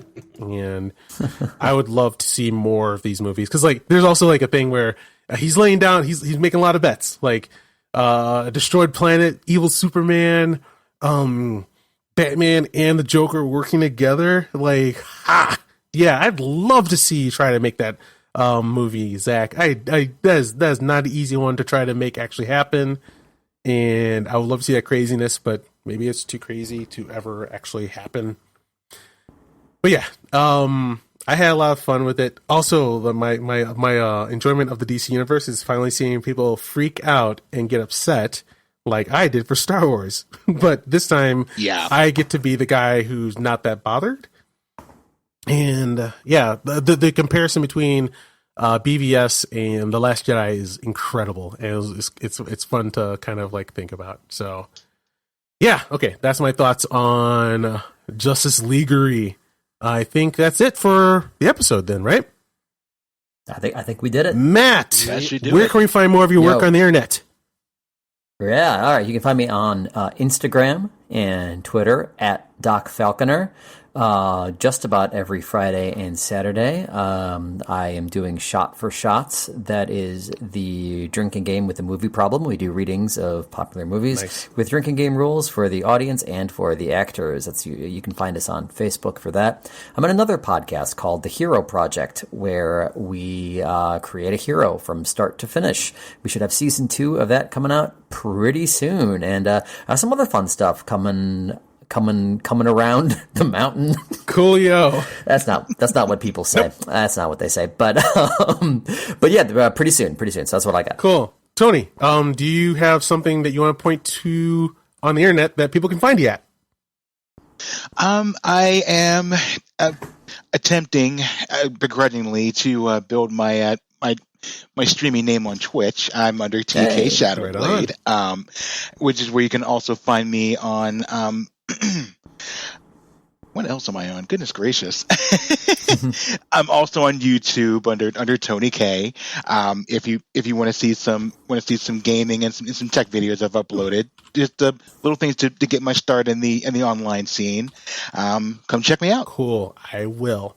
Isaac, Where can we find more of your work on the Intertron? You can find me at Lobster Magnet Review, the channel. Just type in Lobster Magnet and you'll see all my wonderful video essays. Right now I'm in the midst of trying to get a bunch of videos prepared for My Hero Month, annual tradition for whenever the hell a new season of My Hero Academia comes out. I do 4 videos for a month of content that come out while it's at its peak to hopefully game the algorithm. But, at this point it's a tradition. I do it every season, even if I don't have much. I find something interesting to say, so look forward to that. Right now I've recorded one today. I'm gonna try and record another video and get a few more of those done. Cool. All right. Plus Ultra. All right, you can find me at Keith Josstice on Twitch and Instagram, and you can find this podcast and more at popgeeks.com. Thank you guys for listening to another episode of Couch Command, and we'll be back next episode in a couple weeks. Well, I don't know how long, for EXCALIBUR, so everybody can see where Zack Snyder gets his style from. Thank you guys for listening, and we are out.